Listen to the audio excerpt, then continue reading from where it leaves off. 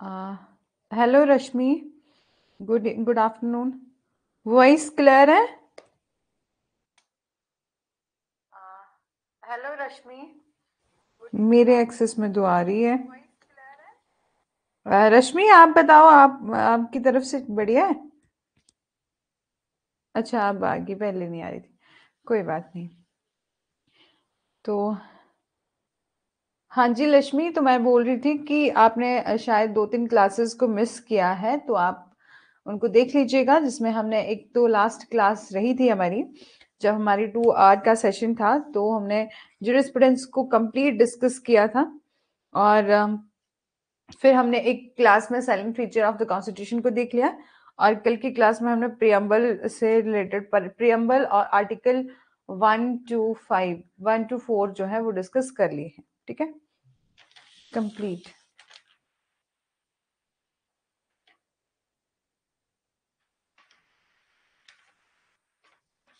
हाँ, और जूरिस्प्रूडेंस पूरा ही कंप्लीट कर लिया है, और उसके नोट्स वगैरह सब अपलोडेड हो चुके हैं। और कहीं भी किसी को भी नोट्स वगैरह से भी कहीं कोई दिक्कत आती है तो बता दीजिएगा, ठीक है।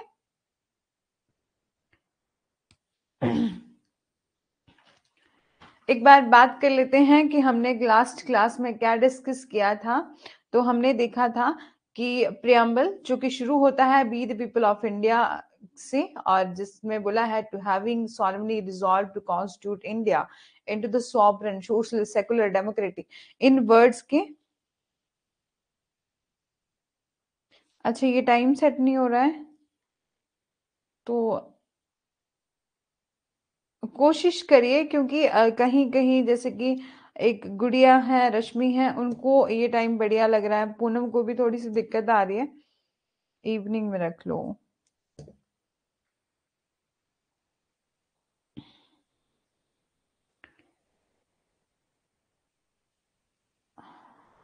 अच्छा, देखते हैं, कोई बात नहीं। आप या तो कब जब भी आपको टाइम लगे आप लाइव सेशन ज्वाइन कर लिया करें, और नहीं तो फिर आप रिकॉर्डेड भी देख सकते हैं। 4 to 6 रख लो। अभी तो एक बार एक होता ना कि मैंने एक बार टाइम चेंज करा है, फिर मैं बार बार टाइम चेंज नहीं कर सकती ना रश्मि। रश्मि, आपके लिए बढ़िया है ये वाला टाइम? देखते हैं लक्ष्मी आगे, लेकिन आज के लेक्चर को शुरू कर लेते हैं, ठीक है। तो हमारे हमने लास्ट लेक्चर में देखा था कि प्रियम्बल जो कि स्टार्ट होता है we the people of India having solemnly resolved to constitute India into the sovereign social secular democratic republic, ठीक है। तो हमने एक एक वर्ड्स को कल डिस्कस किया था कि सोवरन क्या है, सोशल क्या है, सेकुलर क्या है, डेमोक्रेटिक क्या है, रिपब्लिक क्या है, ठीक है। इन सभी को ये टाइम कंप्लीट है।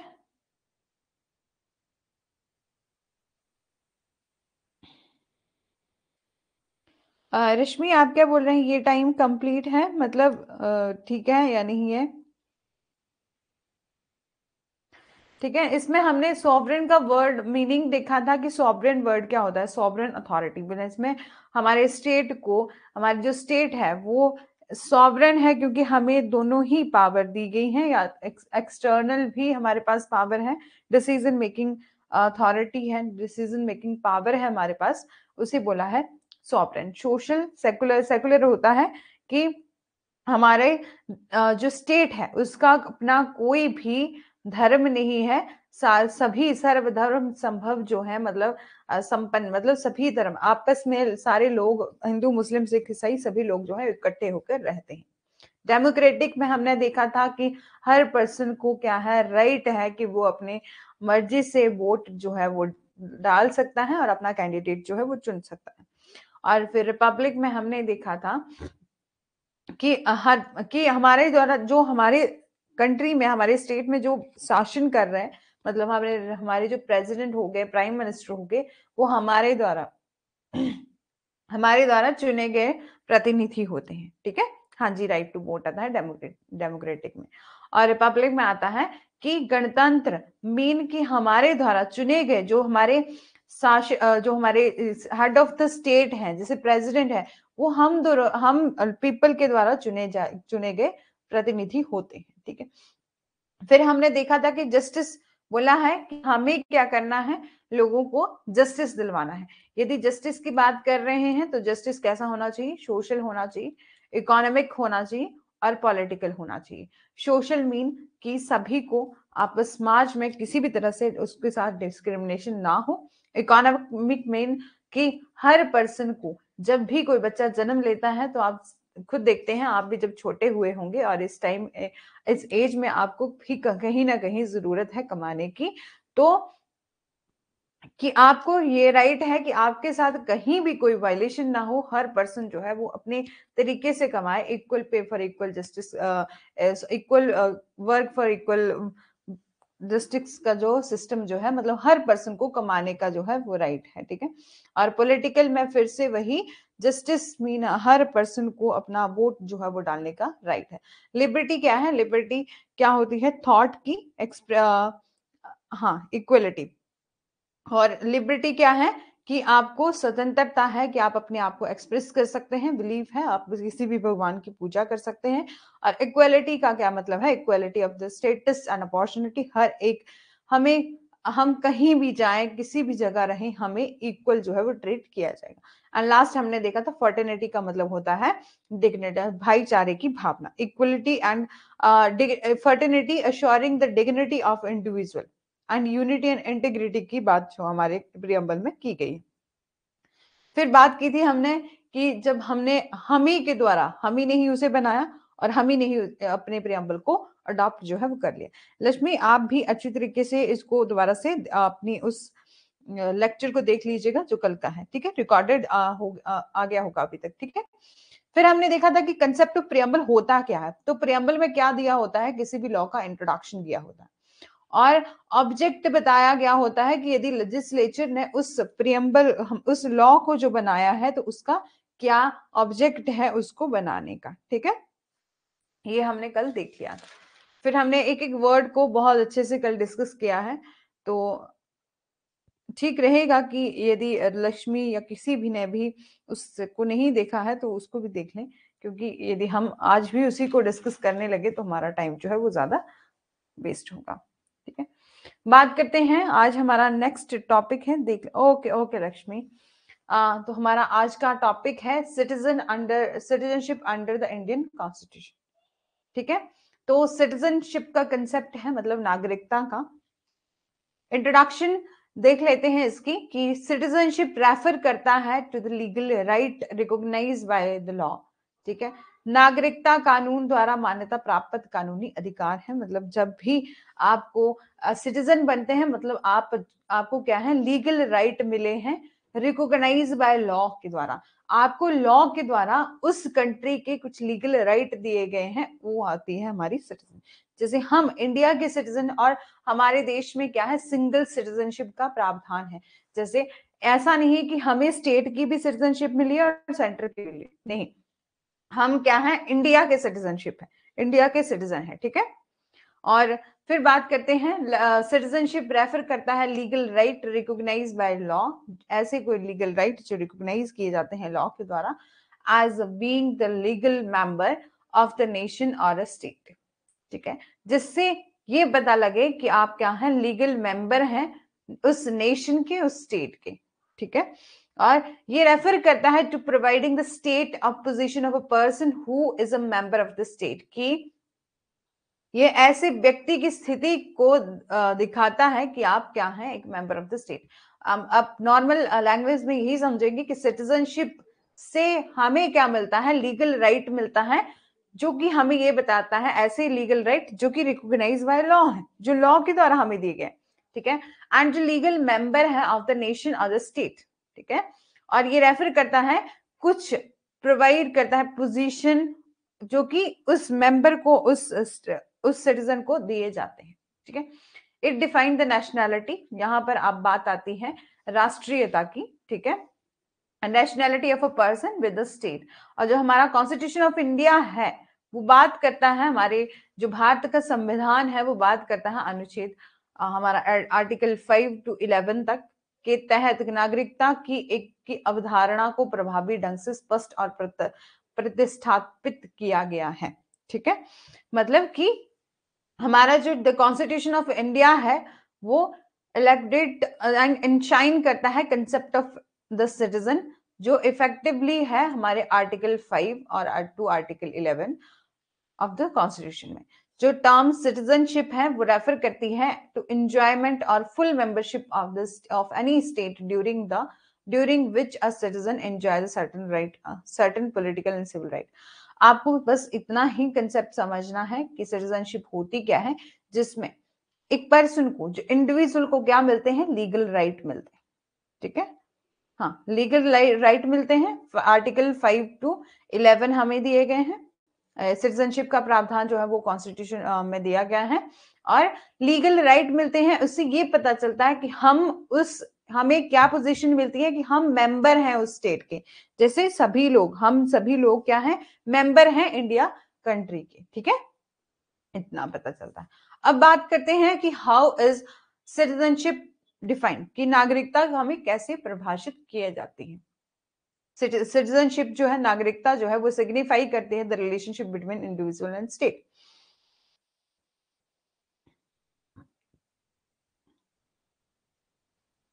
बोला है जो सिटीजनशिप है वो सिग्निफाई करती है रिलेशन बिटवीन द इंडिविजुअल और द स्टेट। हम इंडिविजुअल के अपने स्टेट के साथ कैसे रिलेशन है ये हमें बताता है सिटीजनशिप, क्योंकि हमें क्या मिल जाते हैं स्टेट के द्वारा, लॉ के द्वारा, लीगल राइट। ठीक है, और ये जो like any other modern state, India has two kind of people, India में दो काइंड ऑफ पीपल हैं। एक तो सिटीजन जो कि उस भारत के नागरिक हैं,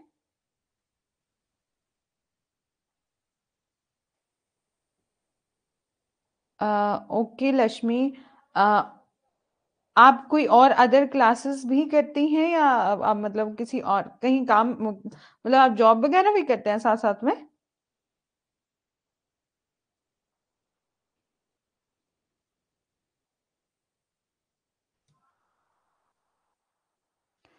और इस बात, कोई बात नहीं लक्ष्मी,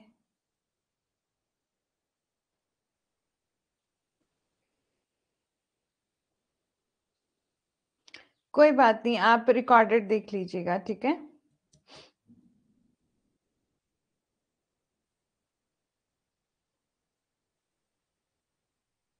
रश्मि तो है ना यहाँ पर? Okay okay. फिर बोला है कि like any other modern state जो है वो सिटीजनशिप, हमारे इंडिया में टू काइंड ऑफ पीपल रहते हैं, दो प्रकार के लोग रहते हैं। एक तो हमारा नागरिक और दूसरा एलियंस, जो कि इंडिया के बाहर के लोग हैं। ठीक है, बोला है सिटीजन आर, एक minute, citizen are full member of the India state and owing allegiance to it and they enjoy all civil और political right। बोला है कि जो इंडिया के सिटीजन होंगे उनको तो सभी राइट, चाहे सिविल है चाहे पॉलिटिकल, दोनों ही राइट जो है वो मिलेंगे। ठीक है, लेकिन एलियंस को ये जो राइट है वो नहीं मिलते हैं। बोले नागरिक भारतीय राज्य के पूर्ण सदस्य हैं और इसके प्रति निष्ठा रखते हैं, उन्हें सभी अधिकार, हर सभी नागरिक और राजनीतिक अधिकार जो है वो प्राप्त हैं। रश्मि, आपको यहां तक समझ में आ रहा है? फिर बात करते हैं सिटीजनशिप क्या है। एक आइडिया ऑफ एक्सक्लूजन है, एज इट एक्सक्लूड और नॉट सिटीजन। ठीक है, और जैसे कि लक्ष्मी आपको मैं बोल रही हूँ कि आप क्या कर सकते हैं, यदि आपको कोई और काम है, यदि आप क्लासेस वगैरह लेते हो कहीं और भी, मतलब किसी और एग्जाम के लिए भी, तो बात अलग है। लेकिन यदि आपको घर का भी कोई काम कर रहे हैं ना, तो आप उसके साथ करते करते भी साथ में सुन सकते हैं, और नहीं यदि कहीं डाउट रह जाए तो इसको दोबारा से देख लो। ठीक है, ऐसा भी कर सकते हैं आप। फिर बोला है सिटीजनशिप क्या है, एक आइडिया ऑफ एक्सक्लूजन है। ठीक है, मतलब और as it exclude the non citizen. ठीक है, जो कि क्या है, नॉन सिटीजन को जो है वो नहीं मिलती है, जो कि इंडिया के बाहर के लोग हैं उनको जो है वो नहीं मिलती। फिर बात करते हैं there are two well known principle. कि हमारे पास कितने हैं नागरिकता प्रदान करने के 2 प्रसिद्ध सिद्धांत हैं for a grant of citizen. हमारा पहले है वाइल जस सोली। जस सोली जो है जन्म स्थान के आधार पर नागरिकता प्रदान करता है। मतलब जस सोली क्या है, हमारे पास बोला है 2 प्रिंसिपल है, ठीक है। एक तो है कि जस सोली ये कन्फर करता है citizenship on the basis of the place of birth, कि जब आपको सिटीजनशिप नागरिकता मिले वो प्लेस ऑफ बर्थ के हिसाब से मिलती है, ठीक है।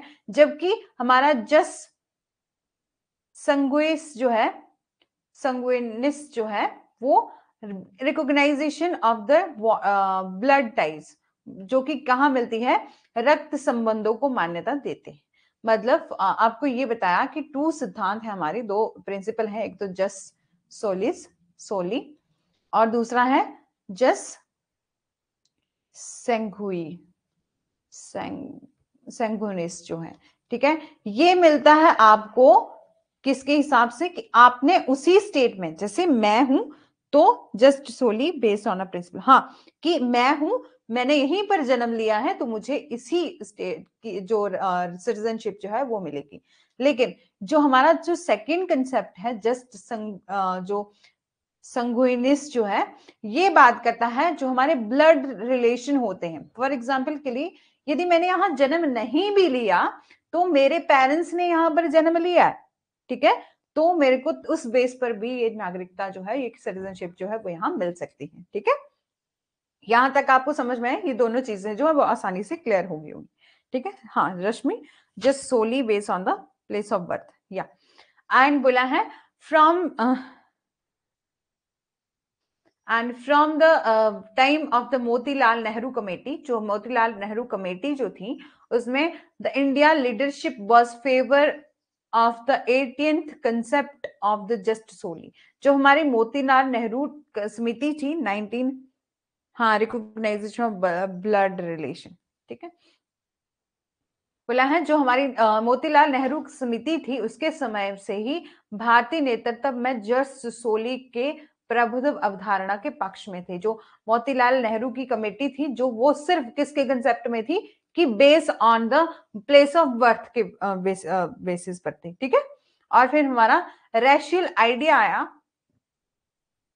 the racial idea of the just sanguis was also rejected by the constituent assembly, ठीक है। जो हमारा जो जस्ट संगुइस था, उन्होंने जो भी नस्लीय विचार जो थे उनको को भी संविधान सभा द्वारा खारिज कर दिया, ठीक है। मतलब उन्होंने बोला कि एक ने जब हमारी ये दोनों कंसेप्ट हमने देख लिए, जो हमारी मोतीलाल कमेटी आई, नेहरू कमेटी आई, उन्होंने क्या किया, फेवर किया जस्ट सोली का। उसके बाद जो हमारा racial idea of the jus sanguinis जो था उसको रिजेक्ट कर दिया कॉन्स्टिट्यूट असेंबली के द्वारा, और एज अगेंस्ट द इंडियन, जो हमारी भारतीय लोकचार के खिलाफ जो है वो इसे माना गया। मतलब ओनली फॉर जस्ट सोली। हाँ हाँ रश्मि, ठीक है। बोले कॉन्स्टिट्यूशन की क्या प्रोविजन है सिटीजनशिप को लेकर, तो citizenship is listed in union list, कि सिटीजनशिप क्या है, कहां लिस्टेड है, यूनियन लिस्ट में लिस्टेड है। क्योंकि ये सिटीजनशिप किसको देना है, किससे लेना है, ये सब प्रावधान हमारे सेंट्रल गवर्नमेंट के होते हैं, ठीक है। हाँ हाँ जी रश्मि, बहुत अच्छे से समझ रहे हैं आप, ठीक है। Thank you so much for your support, ठीक है। बोला है कि जो कॉन्स्टिट्यूशन की प्रोविजन है जिसमें सिटीजनशिप जो है वो यूनियन लिस्ट में ही जो है वो ऐड है, क्योंकि ये सब सिटीजनशिप किसको देना है, किससे लेना है, ये सब, क्योंकि कई बार ऐसा होता है कि कहीं भी यदि आप कोई ऐसा गलत काम कर रहे हो, वो या तो संविधान के किसी प्रोविजन के खिलाफ है, तो आपको चलो मतलब इतना नहीं होता, लेकिन सिटीजन यदि आप क्या है देशद्रोही का कोई काम कर रहे हो अपने देश में रह के, तो आपको सिटीजनशिप जो है तो वो छीन ली जाती है। तो बोला ये सब जो मैटर है वो आपका किसका है, यूनियन लिस्ट का है, ठीक है। यूनियन सेंट्रल गवर्नमेंट का ये यूनियन लिस्ट में एडेड है, and under this constitution and this is under the exclusive jurisdiction of parliament, और ये आपकी एक्सक्लूसिव ज्यूरिसडिक्शन है, भारतीय संसद के अधिकार क्षेत्र के तहत है, ठीक है। And the constitution does not define the term citizen, जो हमारा कॉन्स्टिट्यूशन जो है वो डिफाइन नहीं करता है टर्म सिटीजन को, but detail of a various category of a person who are entitled the citizenship are given the part 2 article 5 to article 11। ठीक है, बोला है वैसे ही जबकि हम 26 जनवरी 1950 को अस्तित्व में आए भारतीय संविधान के अन्य प्रावधानों के विपरीत इन अनुच्छेदों को हम बोला ये जो आर्टिकल है उनको 26 जनवरी 1950 को ही लागू किया गया था, जबकि संविधान को अपनाया गया था। ठीक है, बोला है कि हमारा जो सिटीजनशिप का प्रोविजन है वो उसी टाइम से लागू हो गया था जब हमने कॉन्स्टिट्यूशन को अडॉप्ट किया था, जो हाँ कॉन्स्टिट्यूशन को अडॉप्ट किया था। Unlike the other provision of the constitution which come into force and but these articles were enforced in article November 26 1949 itself the हाँ जब भी मतलब सिटीजनशिप का ऐसा कंसेप्ट था तो जो हमने जब इन्फोर्समेंट के टाइम से पहले ही जब हमारा कॉन्स्टिट्यूशन जो बनकर तैयार हो गया था उसी टाइम जो है वो हमने अडॉप्ट कर लिया था, हम पर सिटीजनशिप जो है वो लागू हो गई थी। हाँ ये इन्फोर्समेंट डेट है रश्मि 26 जनवरी 1950, लेकिन हमारी अडॉप्शन जब हमारा जो कॉन्स्टिट्यूशन जब बन के तैयार हो गया था वो 1949 में हुआ था। ठीक है, और सिटीजनशिप का कंसेप्ट उसी टाइम से जो है लागू हो गया था। बात कर लेते हैं आर्टिकल 5 की, ये प्रोवाइड करता है citizenship on the commencement of the constitution. ठीक है,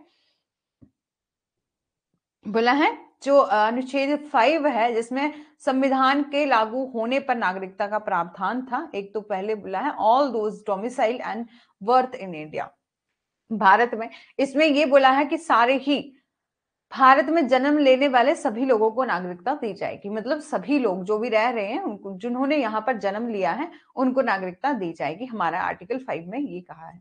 लेकिन बोला इवन यहां तक कि even those who are domicile but not born in India.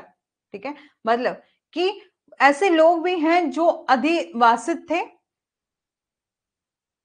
लेकिन भारत में पैदा नहीं हुए थे, लेकिन उनके माता पिता में से भी कोई एक भारत में पैदा हुआ था, उन्हें भी नागरिक माना जाएगा, जो कि हमारा पहले जस्ट जो सूली का कंसेप्ट था जो हमने देखा था या संघुइस का, संघुनिस का। ठीक है, मेरे को प्रोनाउंसिएशन जो है वो अच्छे से क्लियर नहीं हो रही है इसकी। ठीक है, तो बोला है कि ऐसा आर्टिकल 5 में बोला है सिटीजनशिप जो है कमेंसमेंट ऑफ द कॉन्स्टिट्यूशन के द्वारा दी जाएगी। तो कैसे दी जाएगी, एक तो ऐसा बच्चे जो कि बॉर्न हुए हैं हमारे इंडिया में उनको सिटीजनशिप दी जाएगी, और दूसरा बोला है ऐसे लोग भी हैं जो अधिवासित हैं, मतलब ये बात कर रहे हैं कि आपके कॉन्स्टिट्यूशन को जब आपका कॉन्स्टिट्यूशन इनफोर्स में अडॉप्ट किया था आपने, उस टाइम की सिचुएशन की आपने क्या बोला था कि सिटीजनशिप जो है वो किस तरह से जो है वो लागू होगी, किस किस को मिलेगी। ठीक है, तो बोला है पहले तो बोला ऐसे पर्सन जो कि बॉर्न हुए हैं इन इंडिया में उनको सिटीजनशिप जो है वो मिल जाएगी। दूसरा बोला है कि वो जो डोमिसाइल हैं बट इंडिया में बॉर्न नहीं हुए लेकिन उनके पेरेंट्स जो है वो इंडिया में जो है वो रहते थे, वो इंडिया में पैदा हुए हैं, उनको भी हम क्या मानेंगे, सिटीजन जो है मानेंगे। ठीक है, anyone who had been an ordinary reside for more than 5 year, कि यहां बोला है कि कोई भी व्यक्ति जो 5 साल से अधिक एक साधारण निवासी है था वह भी नागरिकता के लिए आवेदन करने का हकदार था। ठीक है, उस टाइम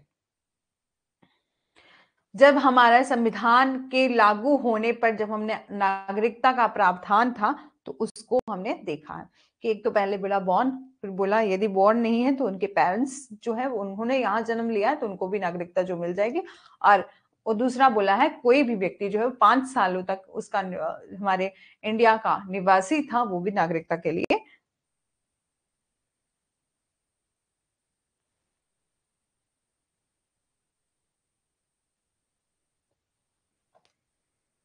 हाँ रश्मि, हाँ उनके पेरेंट्स जो है वो बॉर्न हुए हैं इंडिया में तो उनको इंडिया की सिटीजनशिप जो है वो मिल जाएगी। ठीक है, और बोला है आर्टिकल जो 6 है वो बात करता है, ये प्रोवाइड करता है right to citizenship of the certain person who have migrated India from Pakistan. इसमें बात करी है आर्टिकल 6 में कि कुछ व्यक्ति कुछ व्यक्तियों को नागरिकता का अधिकार प्रदान किया जाएगा जो पाकिस्तान से आए हैं। ठीक है, मतलब कुछ लोग जो इंडिया हमारे उन लोगों को सिटीजनशिप जो है दी जाएगी जो कि migrated to the India from the Pakistan है। जब हमने बोला है सिंस, जब हम इंडिपेंडेंस की बात करते हैं, was preceded by the partition and migration. जब भी बोला हमारे देश में क्या हो रहा था, पार्टीशन हो रही थी और लोग जो है वो यहां से वहां से वहां जा रहे थे।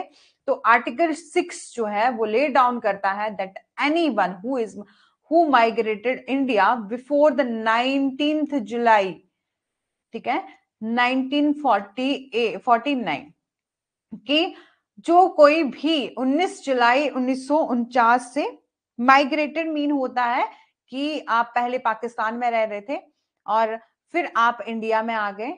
ठीक है, मतलब जैसे होता है ना, माइग्रेशन लेते हैं लोग, एक कॉलेज से दूसरे कॉलेज में चले जाते हैं, वैसे वाला कि माइग्रेटेड, जो कि पहले, फिर बोला है कुछ ऐसे लोगों को सिटीजनशिप दी जाएगी जो कि इंडिया में कहां से आए हैं, पाकिस्तान से आए। ठीक है, अंडरस्टैंड रश्मि। फिर बोला है कि ऐसे लोगों को 19 जुलाई जो 1949 से पहले भारत में आया था, मतलब ऐसे लोगों से, चाहे वो पाकिस्तान से ही आए हैं, लेकिन कब आए हैं, जो हमारा 19 जुलाई जो हमने ये डेट लिखी, इससे पहले आया होना चाहिए। ठीक है, इससे पहले आया था, बस स्वचालित रूप से भारत का नागरिक जो है वो बन जाएगा, वो ऑटोमेटिक ही इंडिया का सिटीजन जो है बन जाएगा, क्योंकि हमारे कॉन्स्टिट्यूशन को हमने उस टाइम अडॉप्ट नहीं किया था, उससे पहले ही वो लोग जो है वो इंडिया में आ गए थे। ठीक है, उनको जो है वो सिटीजनशिप जो है वो दी जाएगी, ऑटोमेटिक ही वो इंडिया का सिटीजन जो है बन जाएगा। If either of the parents or grand parents born in India, लेकिन बोले यदि उसके कोई भी पेरेंट्स और उसमें के दादा दादी, इनमें से कोई भी इंडिया में पैदा हुआ है। ठीक है, फिर बोला but those who entered India after the date of needed to be registered themselves, लेकिन इस तारीख के बाद भारत में प्रवेश करने वालों को खुद को पंजीकृत करने की आवश्यकता थी। मतलब कि जब हमारा कॉन्स्टिट्यूशन जो है वो हम इन्फोर्स हुआ, ठीक है, हाँ, बिफोर बोला है कि जब हमारा कॉन्स्टिट्यूशन जो है वो इन्फोर्स हुआ, तो एक डेट दी उन्होंने कि यदि आर्टिकल जो 6 है, यहां बोला है कि 19 जुलाई 1949 को ऐसा बोला गया, 1949 को, कि ऐसे लोग जो कि इससे पहले बाद भले ही पाकिस्तान से आए, लेकिन उससे पहले आए, इस डेट से पहले आए, और उनका कोई भी पेरेंट्स हो या ग्रैंड पेरेंट्स, मतलब किसी भी उनकी पीढ़ी ने यहाँ पर, मतलब हमारे जो होते हैं ना बुजुर्ग आदमी, जिन्होंने कहीं भी, किसी ने भी हमारे इंडिया में जन्म लिया है, तो बट यदि वो एंटर हुआ है किससे, इस डेट के बाद से, ठीक है, तो उसको रजिस्टर्ड करवाने की जरूरत है। ठीक है, ये था हमारे आर्टिकल 6 में। और आर्टिकल 7 में बात करते हैं, ये प्रोवाइड करता है right of citizen certain migrant to Pakistan. मतलब आर्टिकल 7 बोलता है पाकिस्तान में कुछ प्रवासियों की नागरिकता का अधिकार प्रदान किया। ठीक है, मतलब यहाँ कुछ right to citizenship of certain migrated to Pakistan, बोला दोस्त जो लोग जो 1 मार्च 1947 से के बाद पाकिस्तान चले गए थे, जब हमारी आजादी हुई थी। ठीक है, हमारी जो इंडिपेंडेंस हुई थी तो 15 अगस्त को हुई थी, 1947 को। ठीक है, 47 को हुई थी, तो इससे पहले की बात कर रहे हैं, जो लोग 1 मार्च 1947 के बाद पाकिस्तान चले गए थे, ठीक है, लेकिन बाद में पुनर्वास और परमिट पर लौट आए। ठीक है, बोला those who had migrated to Pakistan after the 1 March 1940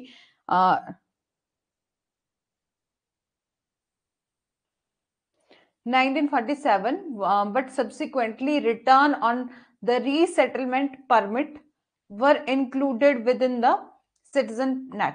मतलब बोला है ऐसे लोग चाहे वो 1 मार्च 1947 के बाद, ठीक है, इसके बाद पाकिस्तान चले गए, ठीक है, लेकिन बोला है, लेकिन कुछ वो उन्होंने क्या किया, कुछ रीसेटलमेंट परमिट के कारण वो दोबारा से लौट आए, उन्हें नागरिकता के दायरे में शामिल किया गया और उन्हें भी क्या दी गई, नागरिकता दी गई। मतलब ऐसे लोग जो पहले चले भी गए थे लेकिन वो बाद में आ गए वापस, तो उनको भी नागरिकता जो है वो दी गई। और बोला ऐसे the law was more sympathetic to those who migrated from Pakistan are called and called them the refugee। कि आप जानते हैं जब हम इंटरनेशनल लॉ पढ़ेंगे तो उसमें भी हम देखेंगे रिफ्यूजी और असाइलम का कंसेप्ट, कि ऐसे लोग जिनको क्या मिल जाती है, शरणार्थी बोलते हैं, जिनको कि एक देश से दूसरे देश में जाके शरण जो है वो दी जाती है। ठीक है, बोला है उनकी यह उन लोगों के प्रति अधिक सहानुभूति पूर्ण था जो पाकिस्तान से पलायन कर गए थे और उन्हें शरणार्थी कहते थे। उन लोगों की तुलना में जो भी भ्रम की स्थिति में पाकिस्तान में फंसे हुए थे, वहां गए थे, उन्हें जल्द ही लौटने का फैसला किया। ठीक है, समझ में आया ये रश्मि? कहीं भी कोई डाउट रहेगा तो मेरे को पूछ लीजिएगा।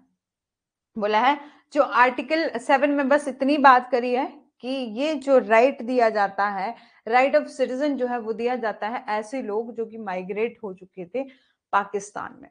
बोला ऐसे लोग जो कि हमारे 1 मार्च 1947 के बाद भी पाकिस्तान में चले गए। ठीक है, वो चले गए लेकिन उसके बाद वो वहां से लौट आए। ठीक है, तो उनको भी क्या दी जाएगी, सिटीजनशिप जो है वो दे दी जाएगी।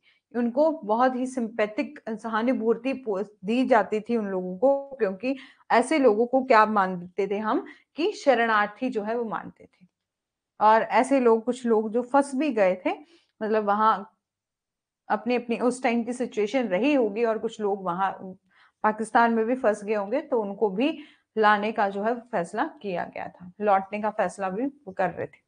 यहां तक आपको समझ में आ गया? 6 जो 5, 6, 7 ये तीनों ही आर्टिकल समझ में आ गए हैं? रश्मि, लक्ष्मी और कौन है क्लास में?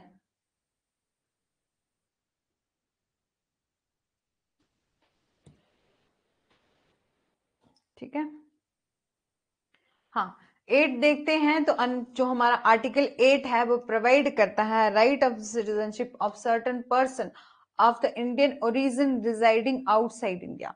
मतलब भारत में रहने वाले भारतीय मूल के कुछ व्यक्तियों को नागरिकता का अधिकार प्रदान किया गया। मतलब ऐसे लोग जो कि इंडिया के हैं लेकिन बाहर जाके सेटल हो गए, जैसे कि आप ही देखते होंगे आसपास के लोग जो कहीं बाहर सेटल हो गए हैं जाके, उनकी बात यहाँ पर की गई है कि ऐसे लोगों को भी नागरिकता जो है वो दी जाएगी। Any person of Indian origin, कोई भी पर्सन जो है इंडियन ओरिजिन का है जो आउटसाइड द इंडिया रह रहा है। ठीक है, और हु और आइदर हो दोज पेरेंट्स, ग्रांड पेरेंट्स जो है वो इंडिया में बोर्न हुए हैं, वुड कुड रजिस्टर्ड हिमसेल्फ और himself as a citizen of India, citizen Indian citizen with the Indian diplomatic mission. ठीक है, बोला है वो क्या कर सकते हैं, अपने आप को पंजीकृत कर सकते हैं, रजिस्टर जो है वो कर सकते हैं। ऐसे लोग जिनके जो कि भले ही इंडिया में जिनका ओरिजिन चाहे इंडिया में हुआ है लेकिन वो आउटसाइड इंडिया रहते हैं। ठीक है, उनके सिर्फ या तो पेरेंट्स होने चाहिए, ग्रांड पेरेंट्स होने चाहिए, वो बोर्न होने चाहिए इंडिया में। ठीक है, तब भी उनको क्या मिल जाएगी, सिटीजनशिप जो है वो मिल जाएगी, नागरिकता जो है वो मिल जाएगी। लेकिन उनको क्या करना पड़ेगा, रजिस्टर करवाना पड़ेगा। और जो आर्टिकल 9 है ये प्रोवाइड करता है दैट इफ एनी पर्सन, कोई भी पर्सन बोला है बशर्ते यदि कोई भी व्यक्ति स्वेच्छा से किसी विदेशी राज्य की नागरिकता प्राप्त करता है तो वह अब नागरिक, भारत का नागरिक नहीं होगा। मतलब जिस भी पर्सन ने, ऐसा होता है ना कि जिस भी पर्सन ने बाहर की किसी कंट्री की नागरिकता ले चुका है, मतलब उसने अक्वायर कर ली है citizenship of foreign state, foreign country में वो बस गया जाके और वहां की नागरिकता जो है वो ले ली है, तो हमारी इंडिया की नागरिकता जो है वो खत्म हो जाएगी। ठीक है, यहां तक आपको समझ में आ गया? फिर 10 में बात करा है, ये जो आर्टिकल है वो कहता है it says that every person who is और is deemed to be a citizen of India under any of the foregoing provision of the part shall subject to the provision of any law or any law made by a parliament continue to be a such citizen। बोला है article, जो हमारा article 10 है वो ये कहता है कि प्रत्येक व्यक्ति जो इस भाग के किसी भी पूर्वगामी प्रावधान के तहत भारत का नागरिक जो है माना जाता है या समझा जाता है, संसद द्वारा बनाए गए किसी भी कानून के प्रावधान के अधीन रहते हुए ये नागरिक बना रहेगा। मतलब कोई भी सिटीजन जो कि हमारी कंट्री ने उसको सिटीजन बनाया है वो क्या करेगा, फॉलो करेगा प्रोविजन जो भी हमारे पार्लियामेंट के द्वारा बनाए जाते हैं, उनके अधीन रहेगा, ठीक है। और यदि वो ऐसा करता है तो वो सिटीजन जो है वो बना रहेगा, उससे सिटीजनशिप कोई भी छीन नहीं सकता, ठीक है। और आर्टिकल 11 है वो इंपावर करता है पार्लियामेंट को to make any provision with respect to acquisition और टर्मिनेशन ऑफ द सिटीजन। मतलब यदि किसी भी पार्लियामेंट के पास पावर है कि वो किसी भी ऐसे लॉ का, ऐसे प्रोविजन का जो है वो बना सकता है, निर्माण कर सकता है, उनके पास पावर है विद रिस्पेक्ट टू एक्विजिशन, कि आप किस तरह से, एक्विजिशन होता है कि आप किस तरह से ले सकते हैं नागरिकता को, किसी को देना या एक्वायर करना। एक्वायर मतलब कि हम किस तरह से ले सकते हैं, ठीक है। एक्विजिशन और टर्मिनेशन, टर्मिनेशन का मतलब हो गया कि किससे जो नागरिकता जो है वो छीनी जा सकती है, ठीक है। या टर्मिनेट, टर्मिनेट होती है कि रिमूव हो गई, मतलब खत्म हो गई, ठीक है। बोला है कि जो पार्लियामेंट है वो उनके पास पावर है, ये पावर, ये आर्टिकल पावर देता है पार्लियामेंट को कि वो कोई भी ऐसा प्रोविजन जो है वो बना सकता है जिस किस रिस्पेक्ट में, सिटीजनशिप को देने या उससे छीनने, कि सिटीजनशिप को आप किस तरह से एक्वायर करेंगे और आपसे किस तरह से छीन ली जाएगी, citizenship and all matter relating to it. यहां तक आपको समझ में आ गया। ये हमारे पूरे ही सिटीजनशिप के जो हमारे कॉन्स्टिट्यूशन में दिए गए प्रोविजन है, इन सभी को यहाँ डिस्कस कर लिया है 5 to 11 तक।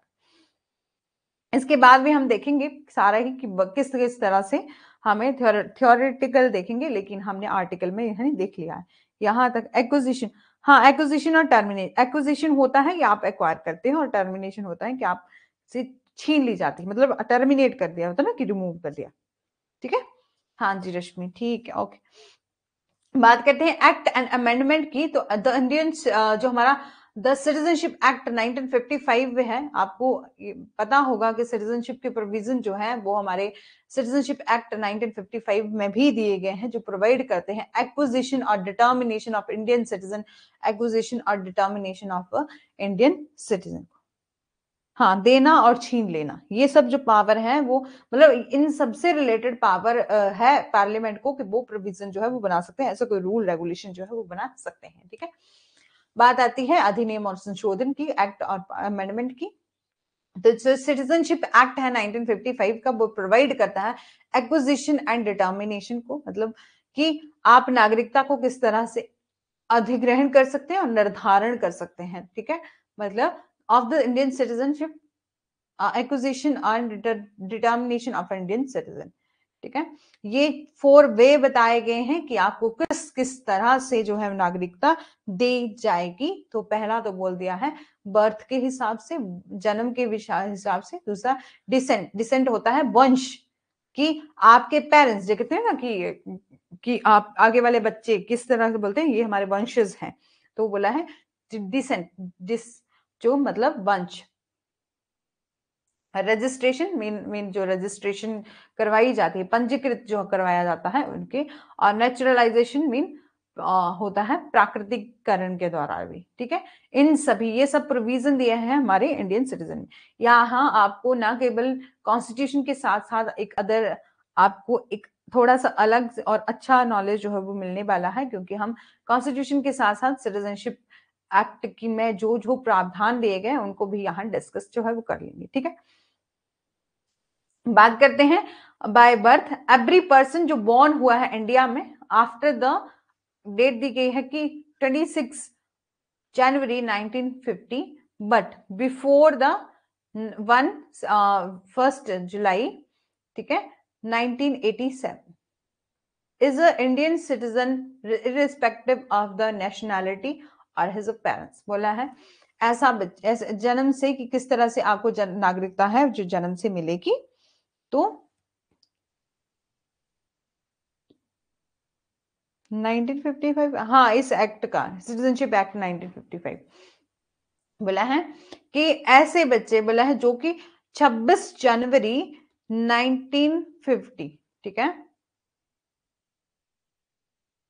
और हमारे हैं 1 जुलाई 1987, बोला है 26 जनवरी 1950 को या उसके बाद, लेकिन किससे कि 1 जुलाई 1987 से पहले भारत में कोई पैदा हुआ है तो प्रत्येक व्यक्ति को अपने माता पिता की राष्ट्रीयता के बावजूद एक भारतीय नागरिक है। ठीक है, मतलब ऐसा कोई पर्सन जिसने कि 1 जुलाई 87 से लेकर 26 जनवरी, इससे लेकर 26 जनवरी तक कोई बच्चा है जिसने इस टाइम पीरियड के अंडर जो है वो जन्म लिया है, तो उसको क्या मिलेगी, इंडिया की नेशनैलिटी मिलेगी, राष्ट्रीयता जो है वो मिलेगी माता पिता के बावजूद भी। मतलब इस यहाँ पर हम आप ये नहीं बताएंगे कि आपके पेरेंट्स भी यहाँ पर जन्म लिए हैं, कि आपके पेरेंट्स ने भी यहाँ पर जन्म लिया है, इसकी बात जो है यहाँ नहीं करनी पड़ेगी, क्योंकि आपने ही ये वाला टाइम पीरियड दिया है उसके दायरे में रहकर आपने यहाँ जन्म लिया है, तो आपको यहाँ जन्म के अधिकार से ही, जन्म से ही राज्य नागरिकता है जो दी जाएगी। ठीक है, बात करते हैं एवरी पर्सन जो बॉर्न है इंडिया में बिटवीन द 1 जुलाई 1987 और जो हमारा 2 दिसंबर 2004 is a citizen of India, give either of his parents or the citizen of the country at all the time or his or her birth। ठीक है, मतलब कि आप ये जो डेट दी गई है 1 जुलाई 1987 टू 2 दिसंबर 2004, इसके बीच में पैदा हुआ है कोई व्यक्ति, तो प्रत्येक व्यक्ति वह भारत का नागरिक है, क्योंकि उसके जन्म के समय उसके माता पिता में से कोई एक देश का नागरिक है।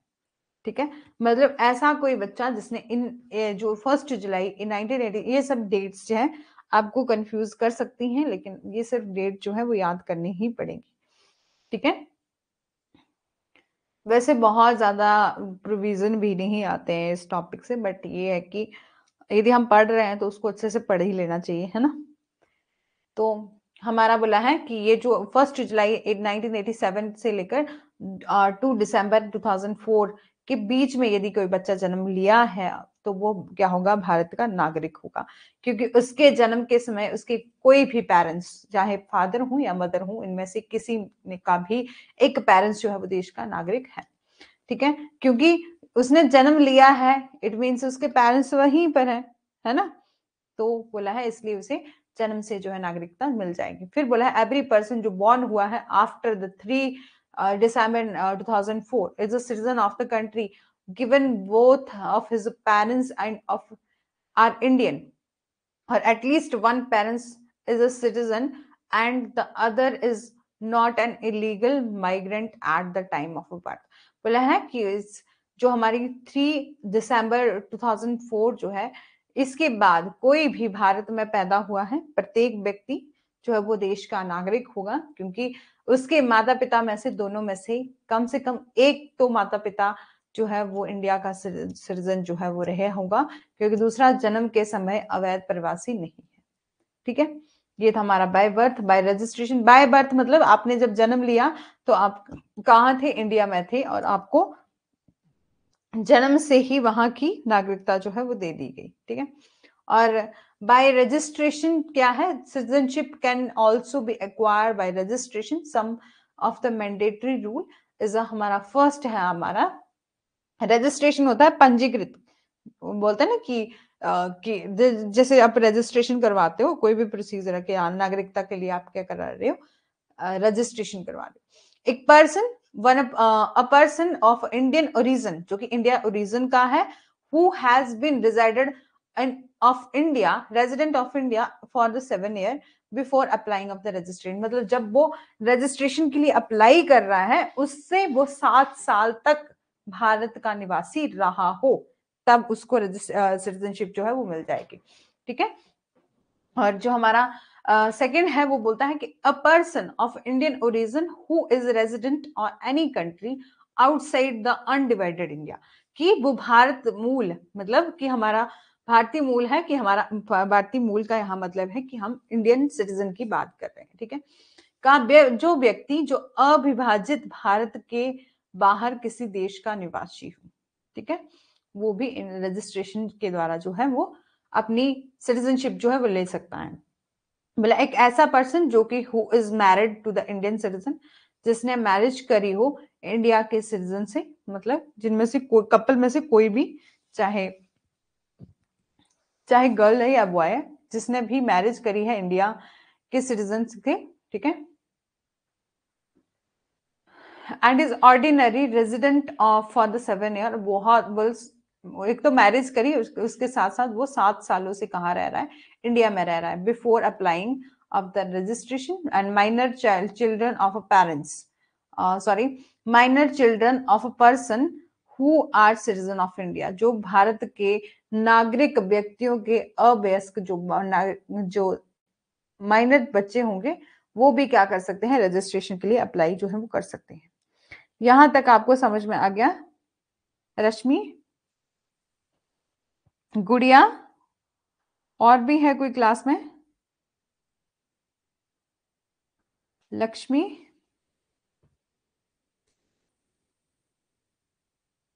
फिर बोला है बाय डिसेंट, मतलब वंश के अनुसार, वंश के जैसे कि यदि आप इंडिया से बाहर भी रह रहे हैं तो आपके पेरेंट्स, आपके ग्रैंड पेरेंट्स ये जो है वो इंडिया में रहते हो तो, ठीक है। अ पर्सन जो बॉर्न हुआ है outside India after the 26 January 1950 of is a citizen of India, वो सिटीजन होगा इंडिया का बाय डिसेंट, क्योंकि उसके father was a citizen of India by birth, क्योंकि उसके फादर जो है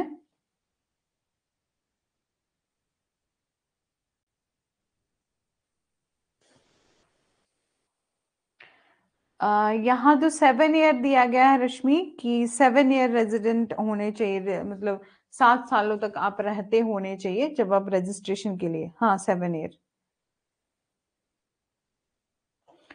ठीक है। और बाई डिसेंट जो है वो, उससे आपको किस तरह से नागरिकता जो है वो मिलेगी, कोई बात नहीं, मैंने सोचा कि कहीं मैं ही गलत तो नहीं बोल रही हूँ तो मैं, क्योंकि गलत तो मतलब कोई भी इंसान परफेक्ट नहीं होता ना, कहीं भी किसी से भी गलती हो सकती है, तो मैंने सोचा कि मेरे से तो नहीं होगी ये ठीक है, कोई बात नहीं, ठीक है। बात करते हैं बाय डिसेंट किस तरीके से बोला है। बोला एक पर्सन जो बॉर्न हुआ है आउटसाइड इंडिया, पहले ही बोला है उसने जन्म लिया है आउटसाइड इंडिया में, मतलब इंडिया के बाहर जन्म लिया, लेकिन उसको जो है वो नागरिकता मिल जाएगी यदि उसके पेरेंट्स जो है वो 26 जनवरी 1950 में सिटीजन थे इंडिया में, और उन्होंने जन्म लिया है, उनके फादर ने जन्म लिया है इंडिया में, ठीक है। और अ पर्सन जो बॉर्न हुआ है outside India December 10 1992 but before the 3 December 2004 if either of her parents was a citizen of India by birth, उनमें से कोई भी पर्सन जो है, पेरेंट्स जो है वो बाय बर्थ क्या है, सिटीजन है इंडिया का।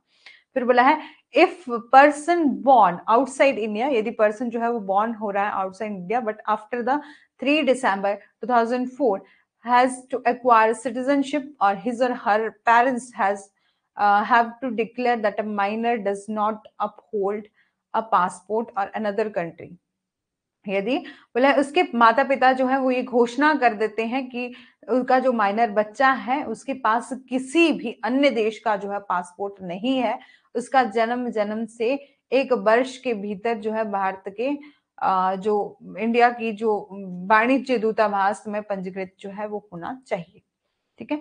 यहां तक आपको समझ में आया? डिसेंट का मतलब होता है कि आपके यदि पूर्वज पेरेंट्स हो गए, ग्रैंड पेरेंट्स हो गए, वो इंडिया में उन्होंने जन्म लिया है, तब भी आप जो है वो आपको सिटीजनशिप जो है इंडिया के मिल सकती है। फिर होता है हमारा लास्ट प्राकृतिकरण, मतलब नेचुरलाइजेशन के कारण एक पर्सन एक्वायर कर सकता है सिटीजनशिप बाय नेचुरलाइजेशन, चाहे ही और she is ordinary resident in India for the 12 year. बोला है यदि उसके पेरेंट्स में बोला है एक व्यक्ति जो है वो नेचुरलाइजेशन के तहत जो है वो क्या कर सकता है, नागरिकता प्राप्त कर सकता है, या तो यदि वह सामान्य रूप से 12 साल आवेदन की तारीख से पहले 12 महीने और कुल मिलाकर 11 साल, ठीक है। मतलब कि वो नेचुरलाइजेशन के तहत कैसे ले सकता है कि यदि ऑर्डिनरी वो कहा रह रहा हो 12 सालों से, ठीक है, उस जैसे कि इंडिया में रह रहा हो 12 सालों से, थ्रू यदि 12 मंथ से वो प्रोसीडिंग चली हुई है, मतलब उसने रजिस्ट्रेशन जो नेचुरलाइजेशन के तहत जो उसने अपना जो अप्लाई किया है रजिस्ट्रेशन के लिए, सॉरी सिटीजनशिप के लिए, तो यदि 12 मंथ से भी प्रोसीडिंग उसकी चली हुई है तो एप्लीकेबल हो वो लगभग 11 साल जो है वो उसने पहले कवर कर लिए हो, पहले वो 11 साल से तक रह गया होना चाहिए, ठीक है। और fulfill all the qualification of third schedule of the citizenship India, the citizenship act. ये एक्ट प्रोवाइड नॉट, ये act does not provide the dual citizenship और द डुअल नेशनैलिटी। ये तो हमें पता ही है कि इंडिया में हमें यदि हमारा हमारा इंडियन हम सिटीजनशिप एक्ट 1955 भी पढ़ रहे हैं या हम कॉन्स्टिट्यूशन में भी सिटीजनशिप पढ़ रहे हैं, हमें कहीं भी हमारे पूरे कॉन्स्टिट्यूशन में पूरे इंडिया में यही एप्लीकेबल है कि हमें सिंगल सिटीजनशिप का जो है वो प्रावधान है हमारे लिए। हमें एक नागरिकता, एकल नागरिकता जो है वो दी जाती है, दोहरी नागरिकता जो है वो नहीं दी जाती, ना ही डुअल नेशनैलिटी जो है वो दी जाती है। ठीक है,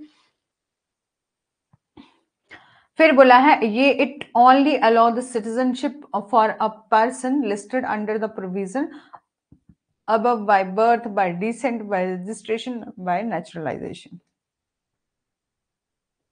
ठीक है, ये था हमारा कि हम किस किस तरह से यदि हम कहाँ जाएं, इंडियन जो हमारा सिटीजनशिप एक्ट है उसमें भी जाएं तो हम किस तरीके से जो है नागरिकता ले सकते हैं। तो ये सब तरीके थे। बाय बर्थ हो सकता है, मतलब जन्म से आप ले सकते हैं, चाहे आप जन्म से लें, बाय रजिस्ट्रेशन लें, बाय डिसेंट लें, मतलब आपके वंशज, आपके पहले पेरेंट्स होंगे, ग्रांड पेरेंट्स होंगे, वो इंडिया में रहे होंगे, तब भी आप अप्लाई कर सकते हो सिटीजनशिप के लिए। और नेचुरलाइजेशन के तहत भी, बट नेचुरलाइजेशन में क्या है कि आपकी जो आप इंडिया में कब तक, कब कितना टाइम हो गया होना चाहिए, तो आपके 12 ईयर जो है वो हो गए होने चाहिए। मतलब आप जब से, यदि आपका प्रोसीजर पूरा सिटीजनशिप का चला है और आपने 11 मंथ हो गए हैं, या तो आपको 1 साल भी हो गया है पूरा प्रोसीजर अडॉप्ट करते करते, उससे पहले आपने 11 साल जो है वो कंप्लीट कर लिए होने चाहिए। ठीक है, यहां तक रश्मि समझ में आ गया है? तो चलते हैं नेक्स्ट कि the act has amended 4 time. ये जो एक्ट है वो अमेंडेड हुआ है 4 टाइम। इन द 1986 में हुआ है,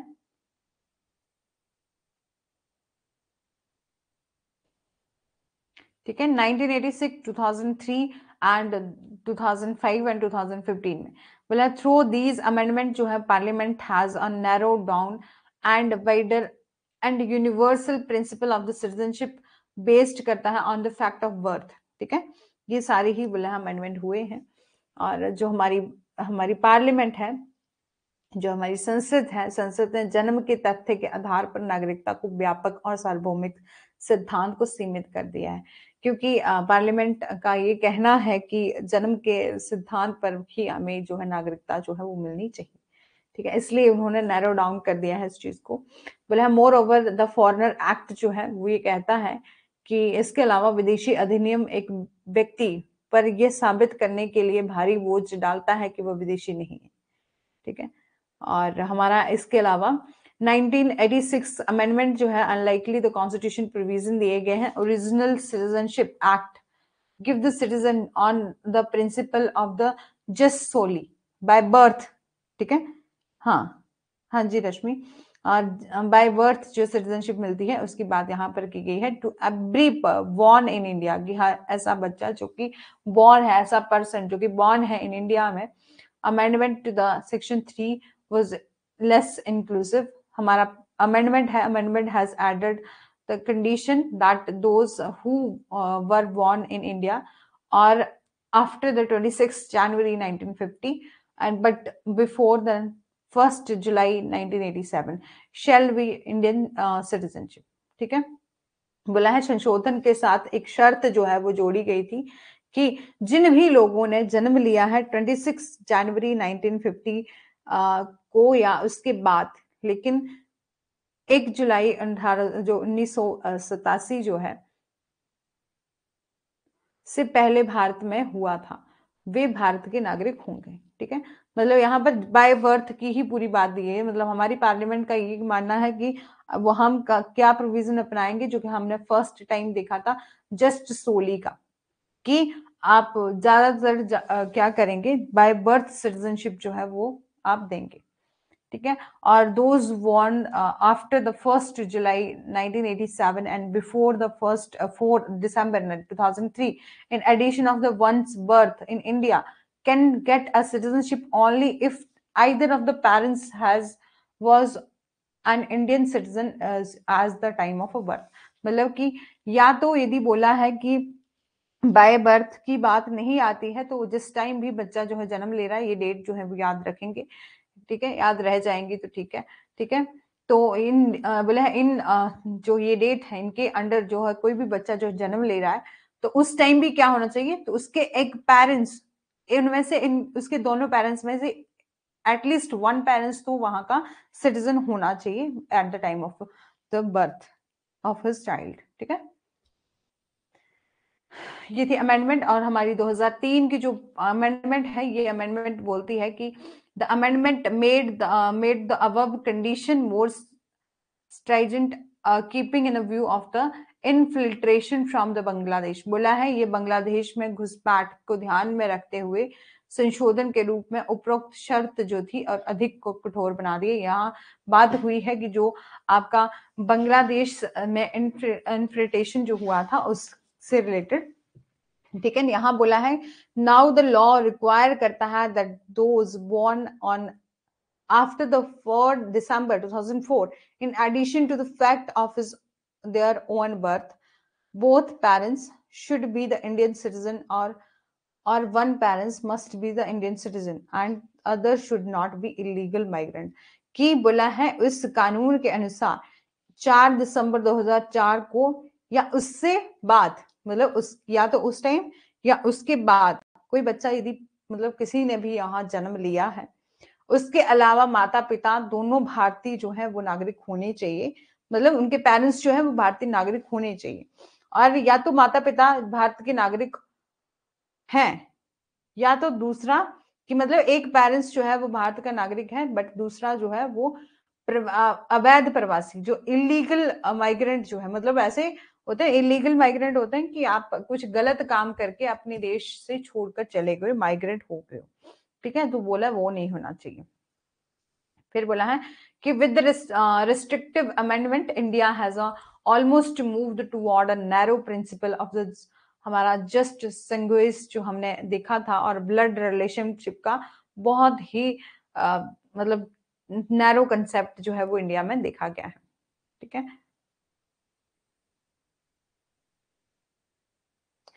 और ये जो अमेंडमेंट है उसमें ले डाउन किया है इलीगल माइग्रेंट को and can not claim the citizen. जो भी जो इलीगल कोई काम करके यदि आप कोई पर्सन जो है वो इंडिया से गया है, इलीगल माइग्रेंट हो गया है, तो वो क्लेम नहीं कर सकता सिटीजनशिप के लिए, चाहे बाय नेचुरलाइजेशन हो या बाय रजिस्ट्रेशन हो। बाय बर्थ तो वो कर ही नहीं सकता, लेकिन बोला है आप नेचुरलाइजेशन और रजिस्ट्रेशन के तहत भी क्या कर सकते हैं, अप्लाई नहीं कर सकते हैं माइग्रेशन के लिए, सॉरी रजिस्ट्रे सिटीजनशिप के लिए। ठीक है, ये समझ में आ गया है रश्मि?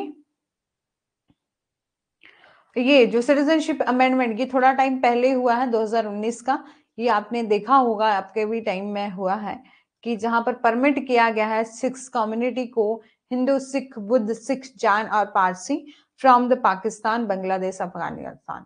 यहाँ ये जो सिक्स कैटेगरी दी गई है, सिक्स मेंबर दिए गए हैं, सिक्स कम्युनिटी दी गई है कि यदि हिंदू सिख बौद्ध जैन पारसी इनमें से कोई भी जो है कहाँ से आया है, फ्रॉम पाकिस्तान से आया है, बांग्लादेश से आया है, अफगानिस्तान से आया है, to continue to live in India and if they enter India before the 31st December. बोला है यदि इन सभी देशों से यदि कोई आया भी है तो आप 31 दिसंबर 2014 से पहले जो आए हैं लोग, उनको जो सिटीजनशिप जो है वो दी जाएगी। ठीक है, यहाँ पर हुआ है ना, मोदी जी के टाइम में तो हुआ है ये सिटीजनशिप अमेंडमेंट आई थी, जहां पर लोग बोल रहे थे कि ऐसे लोग जिनको कि मतलब बाहर के लोगों को नहीं बुलाना चाहिए, ये वो बहुत ज्यादा उस टाइम चला हुआ था, क्रिटिसिज्म कर रहे थे सभी लोग। रश्मि यहाँ समझ में आ गया है? थोड़ा सा ये टेक्निकल है, अमेंडमेंट इसकी थोड़ी सी टेक्निकल है, इसलिए आपको थोड़ा सा कंफ्यूजन हो सकता है, बट यदि आप इसको दोबारा से देखेंगे तो हो जाएगा। ठीक है, समझ में आ गया है यहाँ तक? फिर बोला है you also reduce the requirement for citizenship from the 11 year and to just 5 year। ठीक है, two notification also exempted these migrant from the passport act and foreigner act की भी बात करी है। हिंदू सुख, हाँ, इन सभी रिलीजन बोला, इन सभी कम्युनिटी को बोला गया था कि ये सब लोग जो है यदि पाकिस्तान से भी आते हैं, बांग्लादेश से भी आते हैं, अफगानिस्तान से भी आते हैं, तो उनको सिटीजनशिप जो है वो दी जाएगी। लेकिन वो कब आए होने चाहिए? 31 दिसंबर 2014 से पहले आए होने चाहिए हमारे इंडिया में। मतलब ऐसे लोग भी ना रहते हैं कि जिनको कि हाँ इंडिया की सिटीजनशिप नहीं भी है लेकिन फिर भी रह रहे हैं, ठीक है, तो बोला है उनको जो है सिटीजनशिप जो है वो दी जाएगी। उस टाइम बहुत क्रिटिसिज्म चला हुआ था कि इन लोगों को नहीं बुलाना चाहिए, स्पेशली पाकिस्तान के लोगों को नहीं बुलाना चाहिए, ऐसे ऐसे नहीं चला था सब कुछ।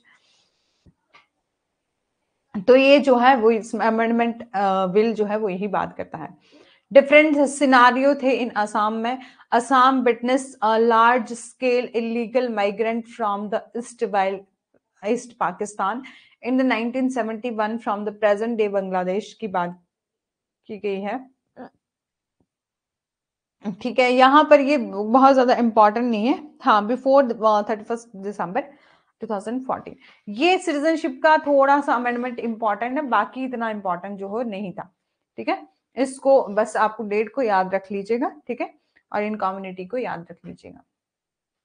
और ये भी है, आप पढ़ लीजिएगा, वैसे इतना इंपॉर्टेंट नहीं है और वैसे, ठीक है। बाकी हमने जो आर्टिकल 1 टू 5 टू 11 किए हैं वही ज्यादा इंपॉर्टेंट है, जो हमने अच्छे से देख लिया है।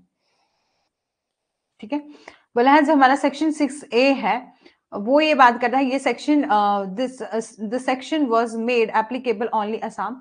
ये कहाँ पर एप्लीकेबल है? ओनली असम में एप्लीकेबल है। ये ले डाउन करता है that all person of Indian origin, जो भी है इंडियन ओरिजिन के जो पर्सन है वो एंटर हुए हैं Assam before the 1 January 1966 and have ordinary resident and will be deemed the Indian citizen. ठीक है, कि ऐसे इनमें ये कहा गया था जो भी भारतीय मूल मतलब इंडियन ओरिजिन के जो पर्सन है सभी व्यक्ति 1 जनवरी 1966 से पहले असम में प्रवेश कर चुके थे। ठीक है, असम में उन्होंने प्रवेश कर लिया था और वो सामान्य निवासी हैं और उन्हें भारत का नागरिक जो है वो माना जाएगा। ठीक है, यहाँ इसमें यही बात जो है वो कही गई थी और बोला है those who come from the 1 January 1966 but before the 15 March 1971। ठीक है, and have been ordinary resident will get a citizenship at the expiry of the 10 year from the detection of the foreigner. बोला है कि जो लोग 1 जनवरी से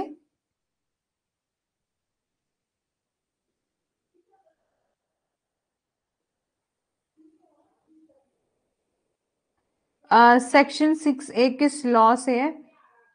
law से नहीं, सिटीजन, हाँ ये, हाँ सिटीजनशिप एक्ट से ये ठीक है, सिटीजनशिप एक्ट ये इंपॉर्टेंट था थोड़ा सा, तो इसलिए यहाँ पर लिखा है। ठीक है, सिटीजनशिप का ये कंसेप्ट है, ये सॉरी जो हमारा, हाँ 1955 का, हाँ जी ये है। तो बोला है कि ऐसे जो लोग जो 1 जनवरी 1966 के बाद लेकिन 25 मार्च 1971 से पहले आए थे और वे सामान्य भारत जो वहां के सामान्य निवासी थे, मतलब नॉर्मल लोगों की तरह वहां ऑर्डिनरी रेजिडेंट जो थे। ठीक है, और वो उन्हें will get a citizenship at the expiry of the 10 year, कि उनको उन्हें विदेशी रूप में पता लगाने से 10 साल की समाप्ति पर नागरिकता जो है मिलेगी। मतलब ऐसे लोग जो कि इस डेट को पहले तो आए थे, ठीक है, और उन्हें हम ये मानते थे कि वो विदेशी हैं विदेशी हैं विदेशी हैं, ऐसा मानते थे। बोले उसके बाद जब हमें 10 साल हो गए उन लोगों को विदेशी विदेशी बोलते हुए, उनको हम क्या कर देंगे, सिटीजनशिप जो है वो दे देंगे। ठीक है, यहां तक का।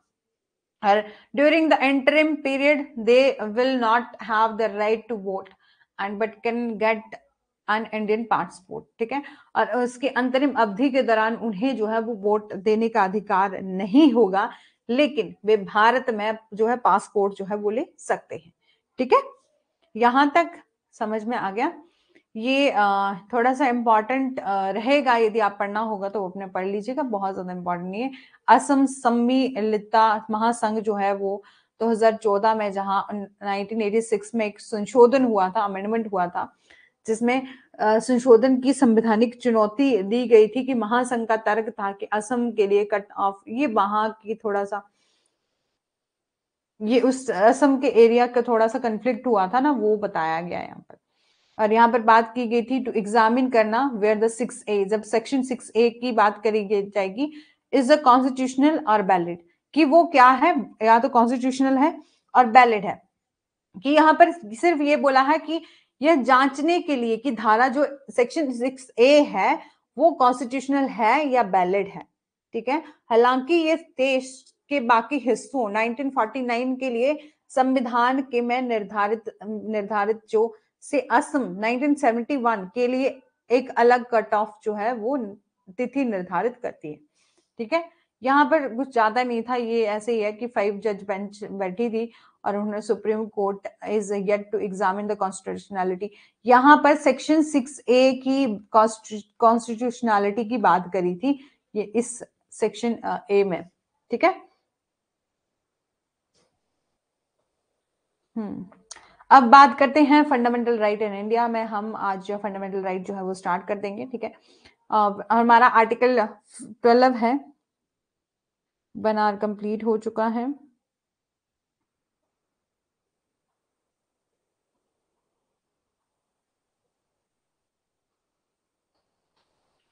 ठीक है, हमारा fundamental right of Indian citizenship में क्या है, सॉरी एक मिनट। रश्मि, आपको तो नहीं लगता है कि आप जैसे कि 1 आवर की क्लास कंप्लीट हो जाती है तो कि बहुत लंबी क्लास हो रही है?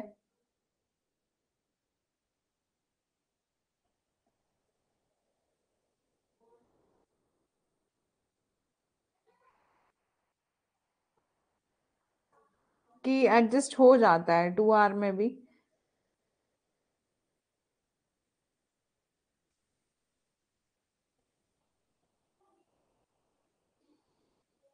वो तो है, बट ये भी है कि हमें थोड़ा सा जल्दी ही करना है, इसलिए हम 2 आवर की क्लास जो है वो रख लेते हैं।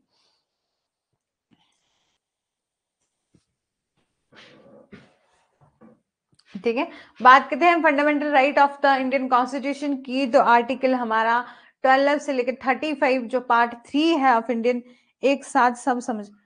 पता क्या हो रहा था कि मैं पहले तो सभी लोग जैसे बाकी सब्जेक्ट्स के टीचर भी है ना वो अलग अलग भी ले रहे हैं, लेकिन मेरे को ऐसे लग रहा था कि यदि हम कहीं स्टार्ट करते हैं तो आप, यदि आपका सुबह का टाइम है या शाम का टाइम अलग अलग टाइम रहेगा तो 5 मिनट तो आपको स्टार्ट करने में लग जाते हैं, फिर आप सभी को आने में लग जाते हैं, तो ये सब जो है थोड़ी सी इस चीज को लेकर मैंने सोचा कि 2 आवर की क्लास हो जाएगी। लेकिन मेरे को ऐसे लग रहा था कि कहीं ना कहीं कल पूनम भी बोल रहे थे ये एक एक क्लास रख देते हैं।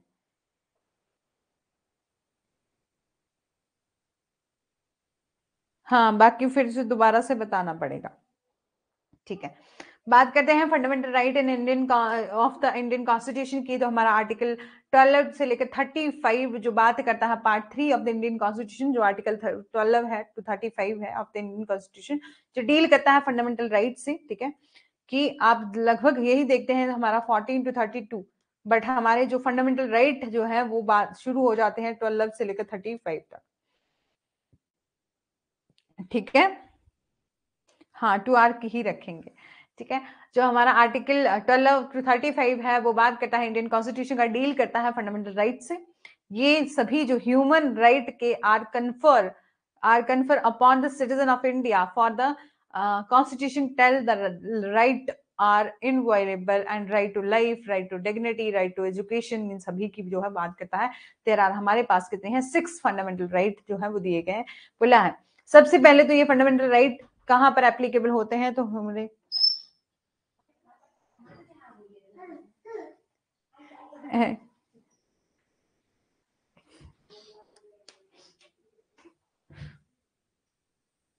बोला है कि हमारा आर्टिकल 12 है तो 35 है वो बात करता है। Sorry for the interruption, actually थोड़ा सा ठीक है। तो बोला है कि जो हमारा पार्ट 3 है ऑफ द इंडियन कॉन्स्टिट्यूशन का वो बात करता है फंडामेंटल राइट की। बट सबसे पहले इंपॉर्टेंट क्या है, ये फंडामेंटल राइट किसको दिए जाते हैं, तो सिटीजन को दिए जाते हैं। जब हमने पहले भी बात करी कि सिटीजनशिप की, जब हमने बात करी तो बात करी थी कि ऐसे लोग, सिटीजनशिप से क्या होता है, लीगल राइट मिलते हैं, लीगल राइट मिलते हैं आपको उस कंट्री के। तो इसीलिए बोला है जो फंडामेंटल राइट है वो किसको दिए जाते हैं? सिटीजन ऑफ द कंट्री को, सिटीजन ऑफ इंडिया को दिए जाते हैं। जो भी सिटीजन है उनको ही फंडामेंटल राइट दिए जाते हैं।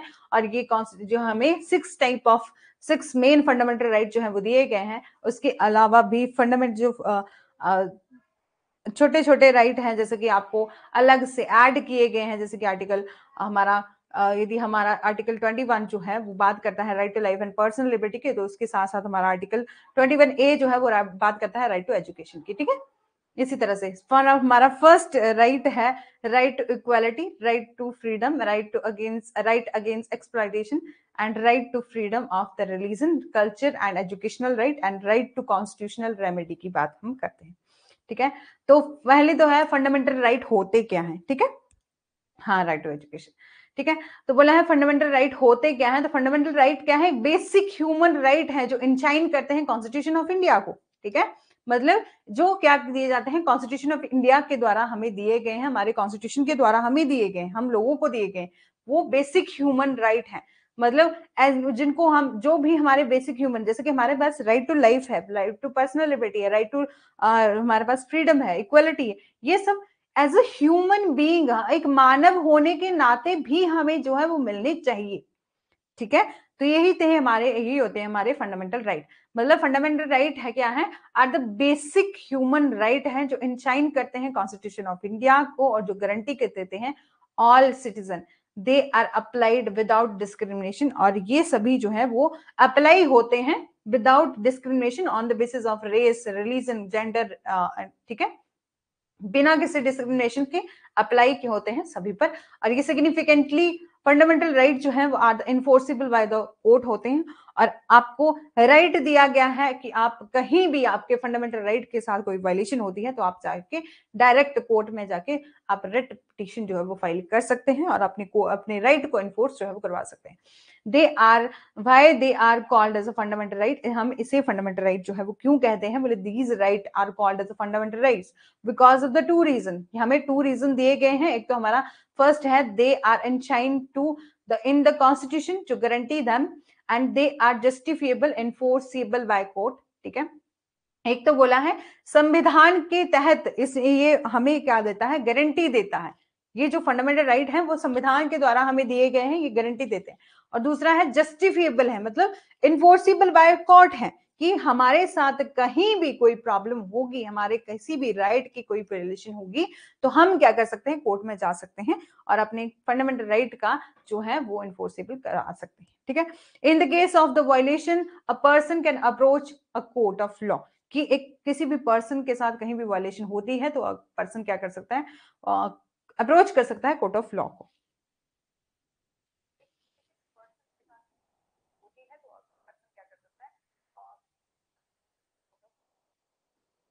यहां तक आपको समझ में आया रश्मि? और कौन है क्लास में?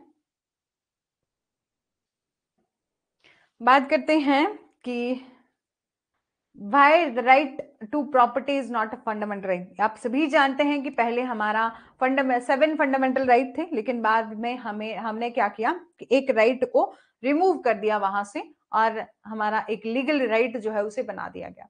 तो बोला है there was a one more fundamental right in the Indian constitution, that is a right to property.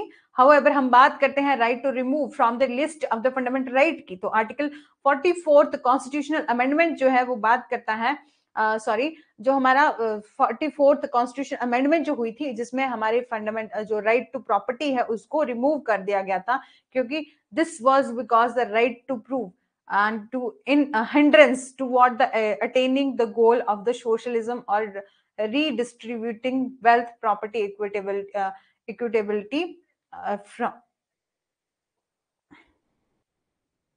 अच्छा, पूनम है, ठीक है।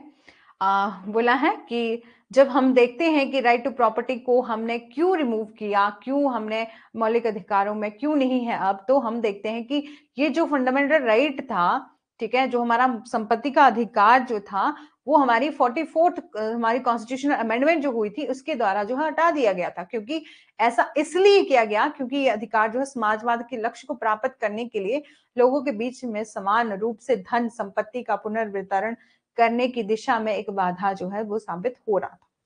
कि ये क्या कर रहा था, हिंड्रेंस पैदा कर रहा था toward the attaining the goal of the socialism and redistribution of wealth and property की। ठीक है, तो बोले है, एक नोट भी दिया है, याद रखिएगा, the right to property is now a legal right है, नॉट अ फंडामेंटल राइट। ठीक है, ये क्या है, राइट ऑफ, जो राइट टू प्रॉपर्टी है अभी हमारा लीगल राइट है, फंडामेंटल राइट नहीं है। बात करते हैं आर्टिकल 12 की, the definition of the state क्या है अंडर द आर्टिकल 12 में। तो आर्टिकल 12 में डिफाइन क्या है, स्टेट क्या है, एक लेजिस्लेटिव, एग्जीक्यूटिव और union of the union government की। हमारी जो लेजिस्लेटिव है और एग्जीक्यूटिव, लेजिस्लेटिव का हमने कल भी देखा था कि लॉ को बनाना जो है लेजिस्लेटिव का काम होता है, एग्जीक्यूटिव का होता है उसको एग्जीक्यूट करना।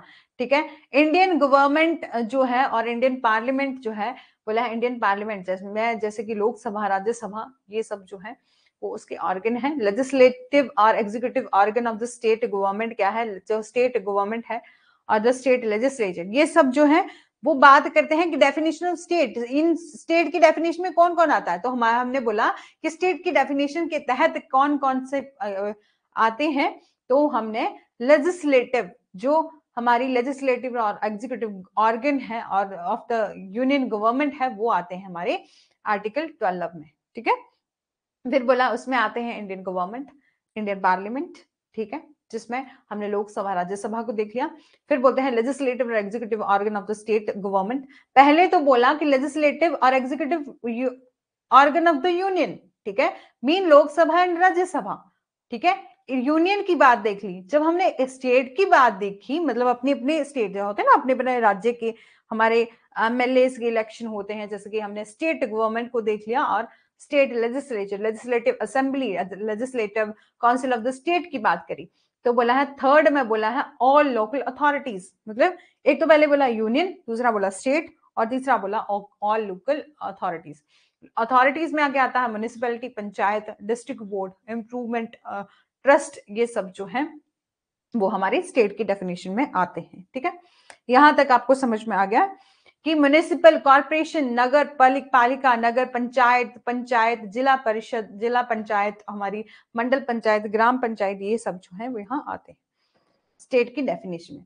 फिर बात करते हैं स्टैट्यूटरी और नॉन स्टैट्यूटरी अथॉरिटीज क्या होती हैं। स्टैट्यूटरी अथॉरिटी के एग्जांपल हैं हमारे जो स्ट्रक्चर वाइज, मतलब स्टैट्यूटरी वैधानिक जो अथॉरिटी है उन्हें बोला जाता है, जो विधि के द्वारा जो है बनाई गई है उनको बोला जाता है हमारी स्टैट्यूटरी अथॉरिटी।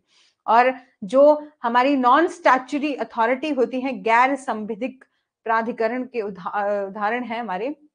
बोला है स्टैट्यूटरी अथॉरिटी क्या है, is a national human right commission जो है, नेशनल कमीशन ऑफ वुमेन है, नेशनल लॉ कमीशन है, नेशनल ग्रीन ट्रिब्यूनल है, नेशनल हमारा कंज्यूमर डिस्प्यूट एड्रेसबल कमीशन है और हमारा आर्म्ड फोर्स ट्रिब्यूनल है, जो कि क्या करते हैं, आपने देखा होगा कि नेशनल ह्यूमन राइट कमीशन, इन सभी में क्या होता है कि संवैधानिक और गैर संवैधानिक प्राधिकरण में हम देख रहे हैं, जिसमें वैधानिक जो प्राधिकरण है जो विधि के द्वारा बनाए गए होते हैं। आप सभी जानते हैं कि ह्यूमन राइट से रिलेटेड कोई केस आता है तो हम कहाँ जाते हैं, पहले तो हम जाते हैं स्टेट ह्यूमन राइट कमीशन में, फिर नेशनल ह्यूमन राइट कमीशन में, ये सारे ही आते हैं आपके जो बनाए गए होते हैं स्टैट्यूटरी अथॉरिटी के एग्जाम्पल हैं। ठीक है, ग्रीन ट्रिब्यूनल, जब भी आपसे आपके एनवायरमेंट से रिलेटेड कोई मुद्दा होगा तो आप कहाँ जाएंगे, नेशनल ग्रीन ट्रिब्यूनल में जाएंगे। आर्म्ड फोर्सेस ट्रिब्यूनल होते हैं कि आर्म्ड फोर्सेस से, जिसकी आपकी डिफेंस फोर्सेस और आर्म फोर्सेस जो होंगी उनसे रिलेटेड कोई मुद्दा रहेगा, तो कोई डिस्प्यूट रहेगा तो आप कहाँ जाएंगे, इसमें जाएंगे आर्म फोर्सेस ट्रिब्यूनल में। नॉन स्टैट्यूटरी अथॉरिटी एग्जांपल क्या है, CBI, central bureau of investigation, central vigilance commission and Lokpal and Lokayukta की बात करी है। ठीक है, अब देखते हैं the definition of the article 12 is only for the purpose of application of the provision, जो कंटेन करता है पार्ट 3, अब जिसमें बोला है कि जो हमारी अनुच्छेद 12 में परिभाषा जो है केवल भाग 3 में निहित प्रावधानों के आवेदन के उद्देश्य से है, जबकि even if any party is not mention as a state, बोला है अगर यहां तक कि अगर किसी पार्टी को अनुच्छेद 12 के तहत राज्य के रूप में उल्लेख नहीं किया गया है, अगर किसी भी पार्टी को स्टेट के रूप में उल्लेख नहीं किया है आर्टिकल 12 में, तो हम क्या करते हैं, इन केस, तो उन मामलों में जहां ऐसी पार्टी का सार्वजनिक कर्तव्य है, जहां ऐसी पार्टी के कर्तव्यों को राज्य या सार्वजनिक अधिकारों द्वारा समर्थित किया जाएगा, जहां पर हम बात करते हैं in case where such party has a public duty, कि उस पार्टी की क्या है, पब्लिक ड्यूटी है टू परफॉर्म करने की, where a such party or act are supported or by, एक मिनट, or by a public or state or public official, a writ under the article 226 may lie against the non-constitutional ground or a ground of the convention of the some provision of the constitution outside the article part 3।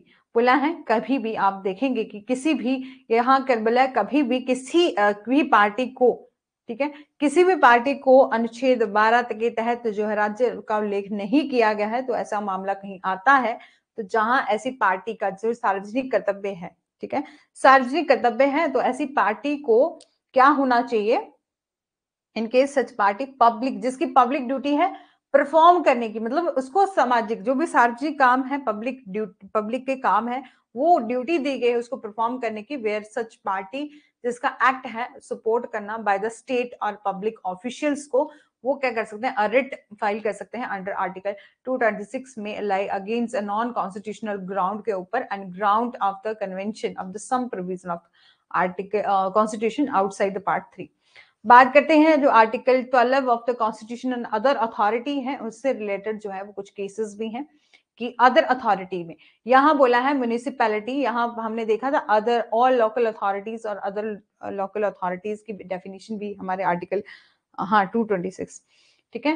और बोला है हम article 12 में हम देखते हैं Indian constitution और other authorities क्या है, तो अदर अथॉरिटीज मेंशन करती हैं article 12 mean all such authority that lie with in the territory of India, मतलब सभी, बोला ऑल अथॉरिटी जो मेंशन की गई है आर्टिकल 12 में, इट मींस कि ऑल सच अथॉरिटी, सभी अथॉरिटी जो कि आती हैं, जो कि सारे ही जो बोले ऐसे भारत के क्षेत्र के भीतर है, मतलब ऐसे सारी अथॉरिटी जो कि with in the territory of India है और कंट्रोल की जाती है by the government of India, ठीक है, एंड थ्रू एक्ट और अमेंडमेंट, ये सब आती है ऑल अथॉरिटीज में, अदर अथॉरिटीज में, ठीक है। समझ में आ रहा है रश्मि, पूनम? थोड़ा सा कंफ्यूजिंग लगेगा आपको, लेकिन ज्यादा डिफिकल्ट नहीं है। यहाँ पर सिर्फ हमें ये दिया गया है कि स्टेट, स्टेट की डेफिनेशन दी है कि आर्टिकल 12 में हम जाएंगे तो स्टेट की डेफिनेशन में क्या क्या आएगा ये हमें बताया गया है आर्टिकल 12 में, ठीक है। यहाँ पर हमने देख लिया कि लोकल अथॉरिटीज क्या है और हमारी स्टेट और सेंट्रल यूनियन गवर्नमेंट क्या है, उसकी अथॉरिटीज कौन कौन सी है। तो इसी के अंदर हमने देखा कि अदर अथॉरिटी क्या है जो मेंशन की है आर्टिकल 12 में, जिसका मतलब है ऑल अथॉरिटी, जितनी भी अथॉरिटी है जो कि क्या with in the territory of India है, मतलब विद इन द टेरिटरी किसके क्षेत्र में, इंडिया के क्षेत्र के अंदर आती है और कंट्रोल की जाती है गवर्नमेंट ऑफ इंडिया के द्वारा, ठीक है, एंड इट्स एक्ट और अमेंडमेंट। एंड फर्स्ट है हमारा उज्जैन भाई versus state of Uttar Pradesh का 1961 का केस रहेगा, ठीक है, जिसमें सुप्रीम कोर्ट ने ऑब्जर्व किया था कि आर्टिकल 12 बाइंड अप करता है list of authority following within the definition of the referring to or other authorities को, ठीक है, जिसमें सुप्रीम कोर्ट ने भारत जो हमारा सुप्रीम कोर्ट है उसमें कहा था कि अनुच्छेद 12 के क्षेत्र, अनुच्छेद 12 भारत के क्षेत्र के भीतर अन्य प्राधिकरणों का उल्लेख करके परिभाषा भीतर आने वाले अधिकारियों की सूची को समाप्त कर देता है।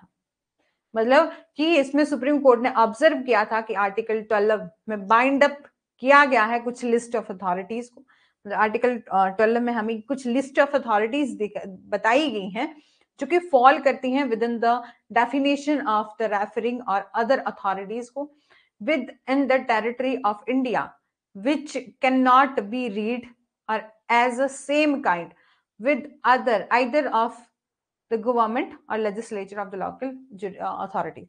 इस केस में सिर्फ आपको ये समझना है कि इस केस में क्या किया था।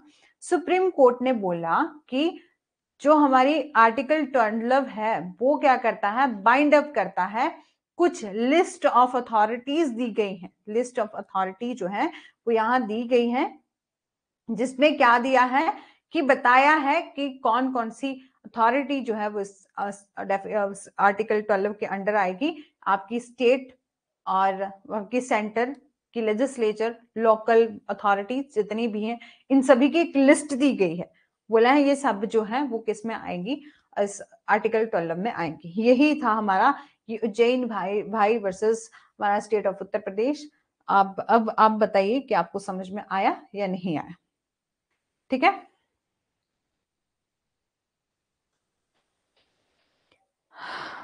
ठीक है। फिर नेक्स्ट केस है R D Shetty versus airport India, airport authority of India.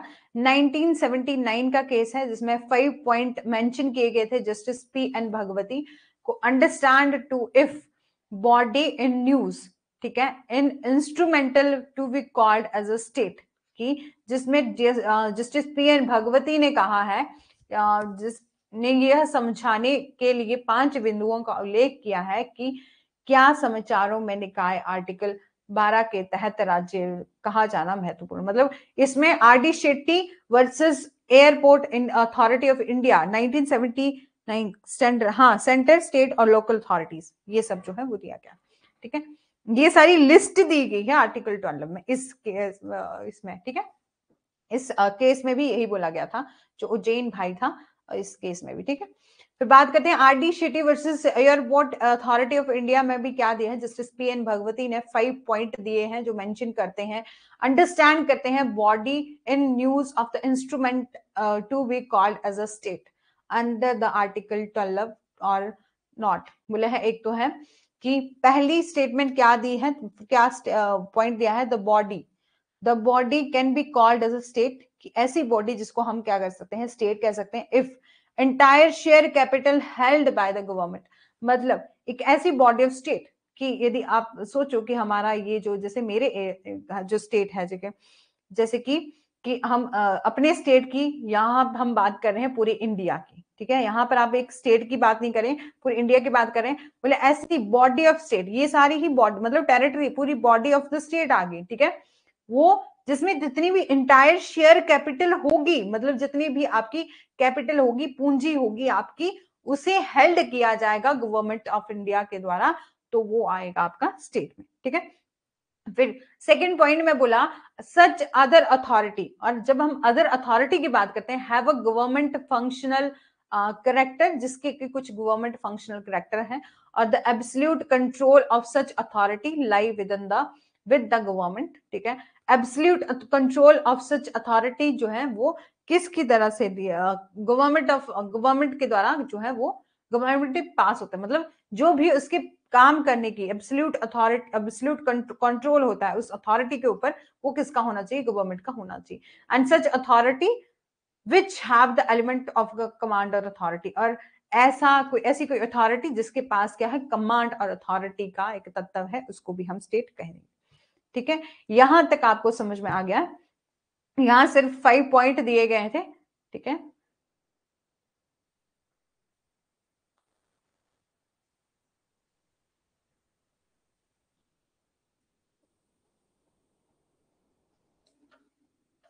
ठीक है, हाँ ठीक है, ओके रश्मि। अब बात करते हैं, हमारा ये हो गया, जिसमें हमने सिर्फ यही देखा कि यदि हम यहाँ पहले तो बोल दिया है कि बॉडी क्या है, इन न्यू इंस्ट्रूमेंट है, जिसको हम क्या कहते हैं, स्टेट कहते हैं। एक तो ये बात होगी। दूसरी बात उन्होंने कही, बॉडी एक ऐसी बॉडी जिसको कि हम स्टेट करेंगे, जिसकी सारी इंटायर कैपिटल है, मतलब जो भी उसकी पूंजी होगी वो किसके पास जाएगी, गवर्नमेंट ऑफ इंडिया के द्वारा के पास जाएगी। एंड थर्ड में अदर अथॉरिटी की बात करी है, जिसके फंक्शन जो होंगे गवर्नमेंट के तहत हुए होंगे, और जिसका कंट्रोल किसके पास होगा, गवर्नमेंट के पास होगा। और such authority have the element to command, और अथॉरिटी की बात करी है कि जिस पर अथॉरिटी किसकी होगी, गवर्नमेंट की होगी। ठीक है, ये था आर डी शेट्टी में। बात करते हैं article 13 of the Indian constitution की। तो हमारा आर्टिकल 13 क्या बात करता है, हमारा जो भी कंस्ट्रूइंग द क्लॉज ऑफ द विस प्रेसिडेंट की बात करता है, ठीक है।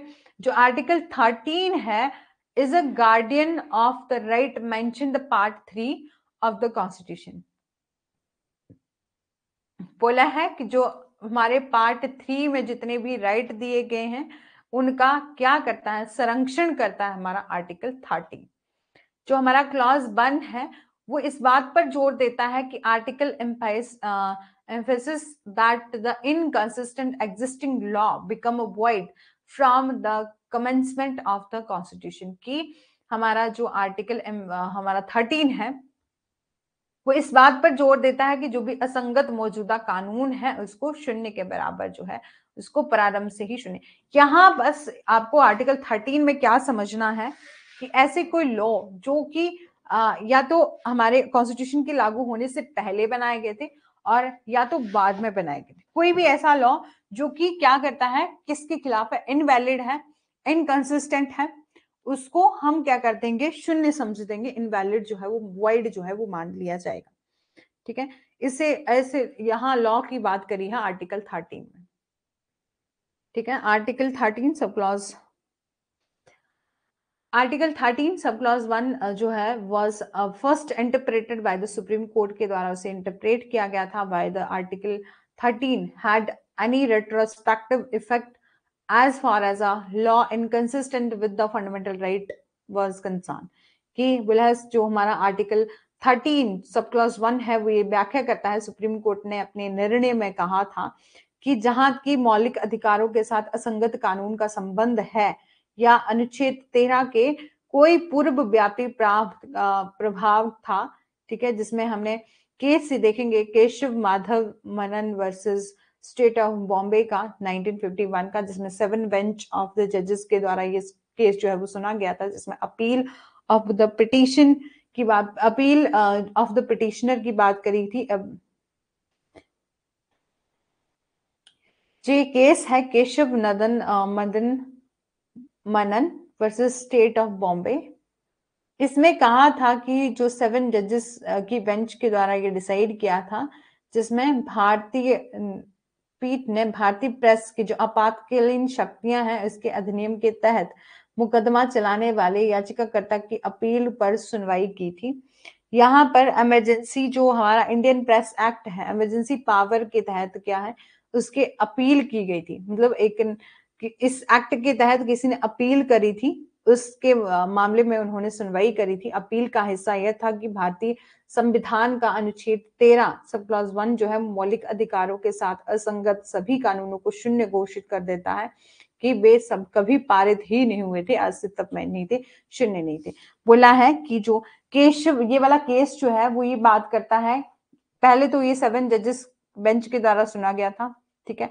यहाँ पर जो हमारा Indian press emergency power act जो है उन्होंने क्या करा था, अपील करी थी, किस लिए, कि जो हमारा आर्टिकल 13 सब क्लॉज 1 है ऑफ द इंडियन कॉन्स्टिट्यूशन वो डिक्लेयर करता है ऐसे लॉ जो इनकंसिस्टेंट है फंडामेंटल राइट के लिए, उनको हम क्या मानेंगे, वॉइड मानेंगे, ठीक है।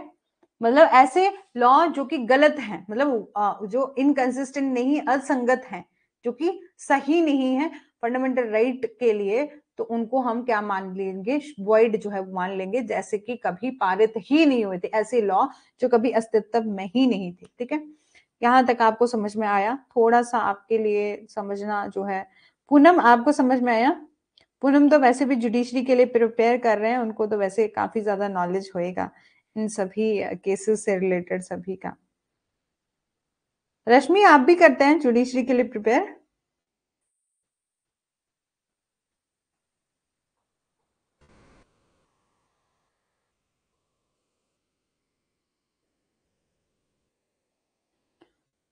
अच्छा, रश्मि को तो असिस्टेंट प्रोफेसर ही बनना है मेरी तरह।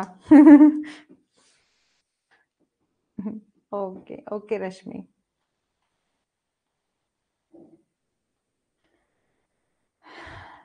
यहाँ सिर्फ इतनी ही बात बोली थी कि ऐसे लॉ जो हैं जो कहीं भी फंडामेंटल राइट के इनकंसिस्टेंट हैं उनको हम क्या मानेंगे, शून्य मानेंगे। नेट ही क्लियर करना। हाँ ओके, आपकी एलएलएम चल रही है या कर चुके हैं पहले ही?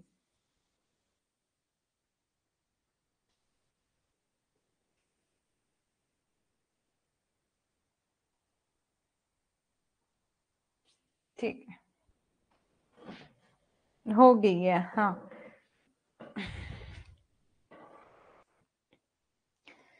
ठीक है, ओके ओके रश्मि। ठीक है, ये कोर्ट इसमें बोले अदालत ने आदेश दिया कि अनुच्छेद 13 जो है सब क्लॉज 1 है वो मौजूदा इसी का केस के बारे में बात हो रही है कि इसमें कोर्ट ने हेल्ड किया, ऑर्डर किया कि जो आर्टिकल 13 सब क्लॉज 1 है वो बोले does not make existing law, ये बात करता है एग्जिस्टिंग लॉ की बात, बोले मौजूदा कानून के मौलिक अधिकारों के साथ असंगत जो है वो नहीं बनाता है। जो जो मौजूदा कानून है, एग्जिस्टिंग लॉ है, उनको असंगत जो है नहीं बोलता है, राइट, फंडामेंटल राइट से रिलेटेड। और ये सभी या सभी उद्देश्य के लिए शून्य नहीं बनाता, मतलब सभी जो पर्पस ऑफ लॉ है बोले उनके लिए शून्य नहीं बनाता। बट लेकिन अनुच्छेद 13 की हम बात करते हैं तो संविधान के प्रारंभ में ही या उसके मौलिक अधिकारों के प्रयोग के आधार पर ऐसे कानूनों को अप्रभावी और शून्य बनाता है, ऐसा बोला। मतलब आप सिंपल सा एक कंसेप्ट समझिए कि यहां पर ऐसा नहीं बोला है कि जो बहुत मतलब जो कि लॉ इस टाइम चल रहे हैं, मतलब जो कि हम लोग सभी फॉलो कर रहे हैं उनके बारे में नहीं बोला है। मतलब ऐसे कोई लॉ जब हमारा शुरू में हमारा जो जब कॉन्स्टिट्यूशन शुरू में हम पर इन्फोर्स हुआ था उस टाइम ऐसे कोई जो पहले के लॉ बने हुए हैं जो कि असंगत हैं, गलत है, उनको वॉइड डिक्लेयर करता है। जो एक अभी चल रहे हैं उनके बारे में बात नहीं कर रहे हैं,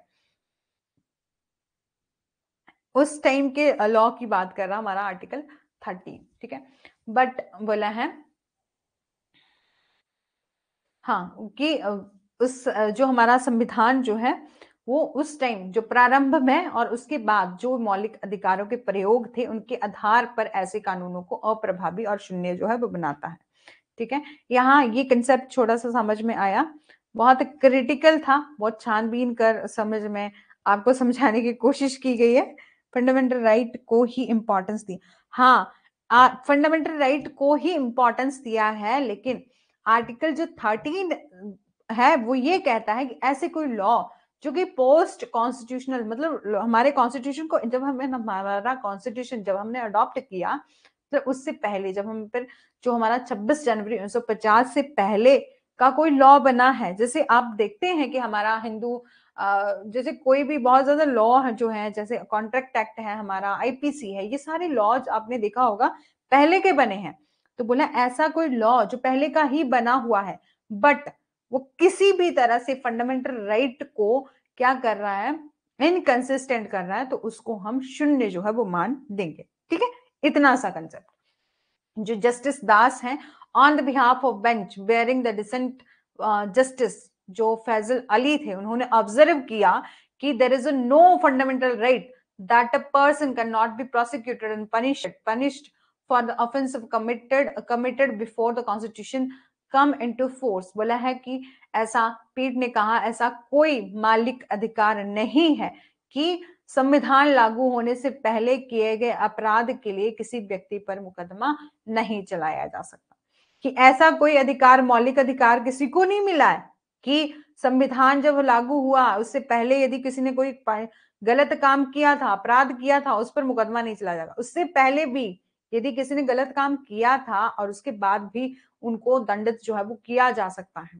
ठीक है, यहाँ पिछले कृत्यों का सवाल जो है वो नहीं है, कानून मौजूद है, कानून सबके लिए बराबर है, चाहे आपने गलत काम कॉन्स्टिट्यूशन के, मतलब ये बात सिर्फ उस टाइम की करी थी जब हम कब थे, जब हम 1950 जब हमारा कॉन्स्टिट्यूशन जो लागू हो रहा था उसके इर्द गिर्द की बात कर रहे थे। मतलब ऐसा कोई लॉ जो पहले का बना हुआ है जो कहीं भी गलत, मतलब फंडामेंटल राइट को इनकंसिस्टेंट कर रहा है उनको वॉइड कर देंगे। ठीक है, और फिर बोला कि ऐसा कोई पर्सन जिसने कि कुछ गलत काम किया है और वो उसने कोई अपराध किया है तो ऐसा नहीं बोलेंगे कि संविधान के लागू होने से पहले किया गया है इसलिए अब तो संविधान लागू हो गया जी उनको पनिशमेंट जो है वो नहीं दी जाएगी।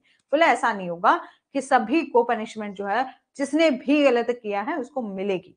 इसलिए यदि कोई भी कानून संविधान के प्रयोजित से शून्य हो जाता है, मतलब कोई भी लॉ जो है वो void हो जाता है from applicability of the constitution as it inconsistent with the right embedded in the part 3, it will still apply to the citizen or not citizen who commit an offense under the said law। ठीक है, जिसने भी किसी law के तहत कुछ गलत किया है उसको पनिशमेंट जो है वो दी जाएगी। Do the non citizen have the access to the article 3 sub clause 2। तो हमारा आर्टिकल 3 सब क्लॉज 2 क्या कहता है ऑफ द इंडियन कॉन्स्टिट्यूशन, ये कहता है कि state must not make the law, कि राज्य को ऐसे कानून बनाने ही नहीं चाहिए जो संविधान के अनुरूप नहीं है, जो कि संविधान के अकॉर्डिंग जो है वो नहीं है, ऐसे लॉ बनाने ही नहीं चाहिए। इसलिए हमने कल भी देखा था silent feature of the constitution में भी, प्रियम्बल में भी हमने देखा था कि मैंने आपको बताया था कि संविधान क्या है, सुप्रीम है, लॉ ऑफ द लैंड है। ठीक है, और जिसको क्या मिली है, स्पेशल लीगल सेंटिटी मिली हुई है, संविधान के आगे कोई भी लॉ जो है वो नहीं बनता, मतलब ऐसा कोई लॉ नहीं बनाया जाता जो कि संविधान के रूल रेगुलेशन की वायलेशन करता हो। ठीक है, यहां तक आपको समझ में आ गया हो तो एक बार बता दीजिएगा, और नहीं आया होगा तो रहने दीजिएगा, तो फिर मेरे को तब भी बता दीजिएगा क्या समझ में नहीं आया। ठीक है, बोला है कि जो हमारा आर्टिकल 13 सब क्लॉज 2 है ऑफ द इंडियन कॉन्स्टिट्यूशन, वो कहता है कि हमारे स्टेट को ऐसे कोई लॉ बनाने ही नहीं चाहिए जो कि क्या करें, संविधान के अनुरूप जो है वो नहीं है।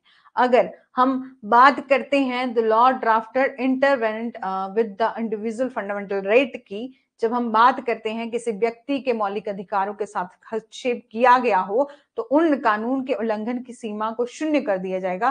तो यदि बोला है, यदि ऐसे, वही बात जो हमने पहले के केस में देखी कि ऐसा कोई लॉ जो कि इनकंसिस्टेंट है हमारे फंडामेंटल राइट के लिए, उनको वॉइड कर देना चाहिए, यही बात यहां पर भी बोली है, जैसे जो हमने केस में देखा था। ठीक है, बोला है इसी से related, this is an express ground for judicial review after the legislation. एक केस है state of Gujarat versus another versus Ambika mill का केस है। ठीक है, और one of the many cases, this one of the many cases that add to the हमारा,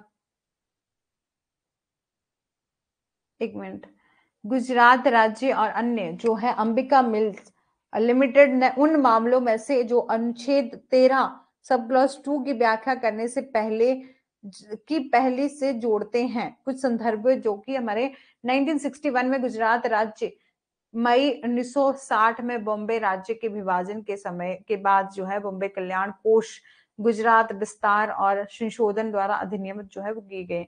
ये बॉम्बे अंबिका जो श्री अंबिका मिल जो है उसका एक केस है, इसको कल दोबारा से फिर से डिस्कस करेंगे हम डिटेल में। ठीक है, यहाँ इसका कुछ ज्यादा एग्जैक्ट मीनिंग जो है वो नहीं दिया गया है, लेकिन आप याद रखिएगा कि ये जो केस है वो बात करता है हमारा आर्टिकल 13 सब क्लॉज 2 से, जिसमें बोला है कि स्टेट ऑफ गुजरात ने enacted the Bombay welfare fund से रिलेटेड केस था।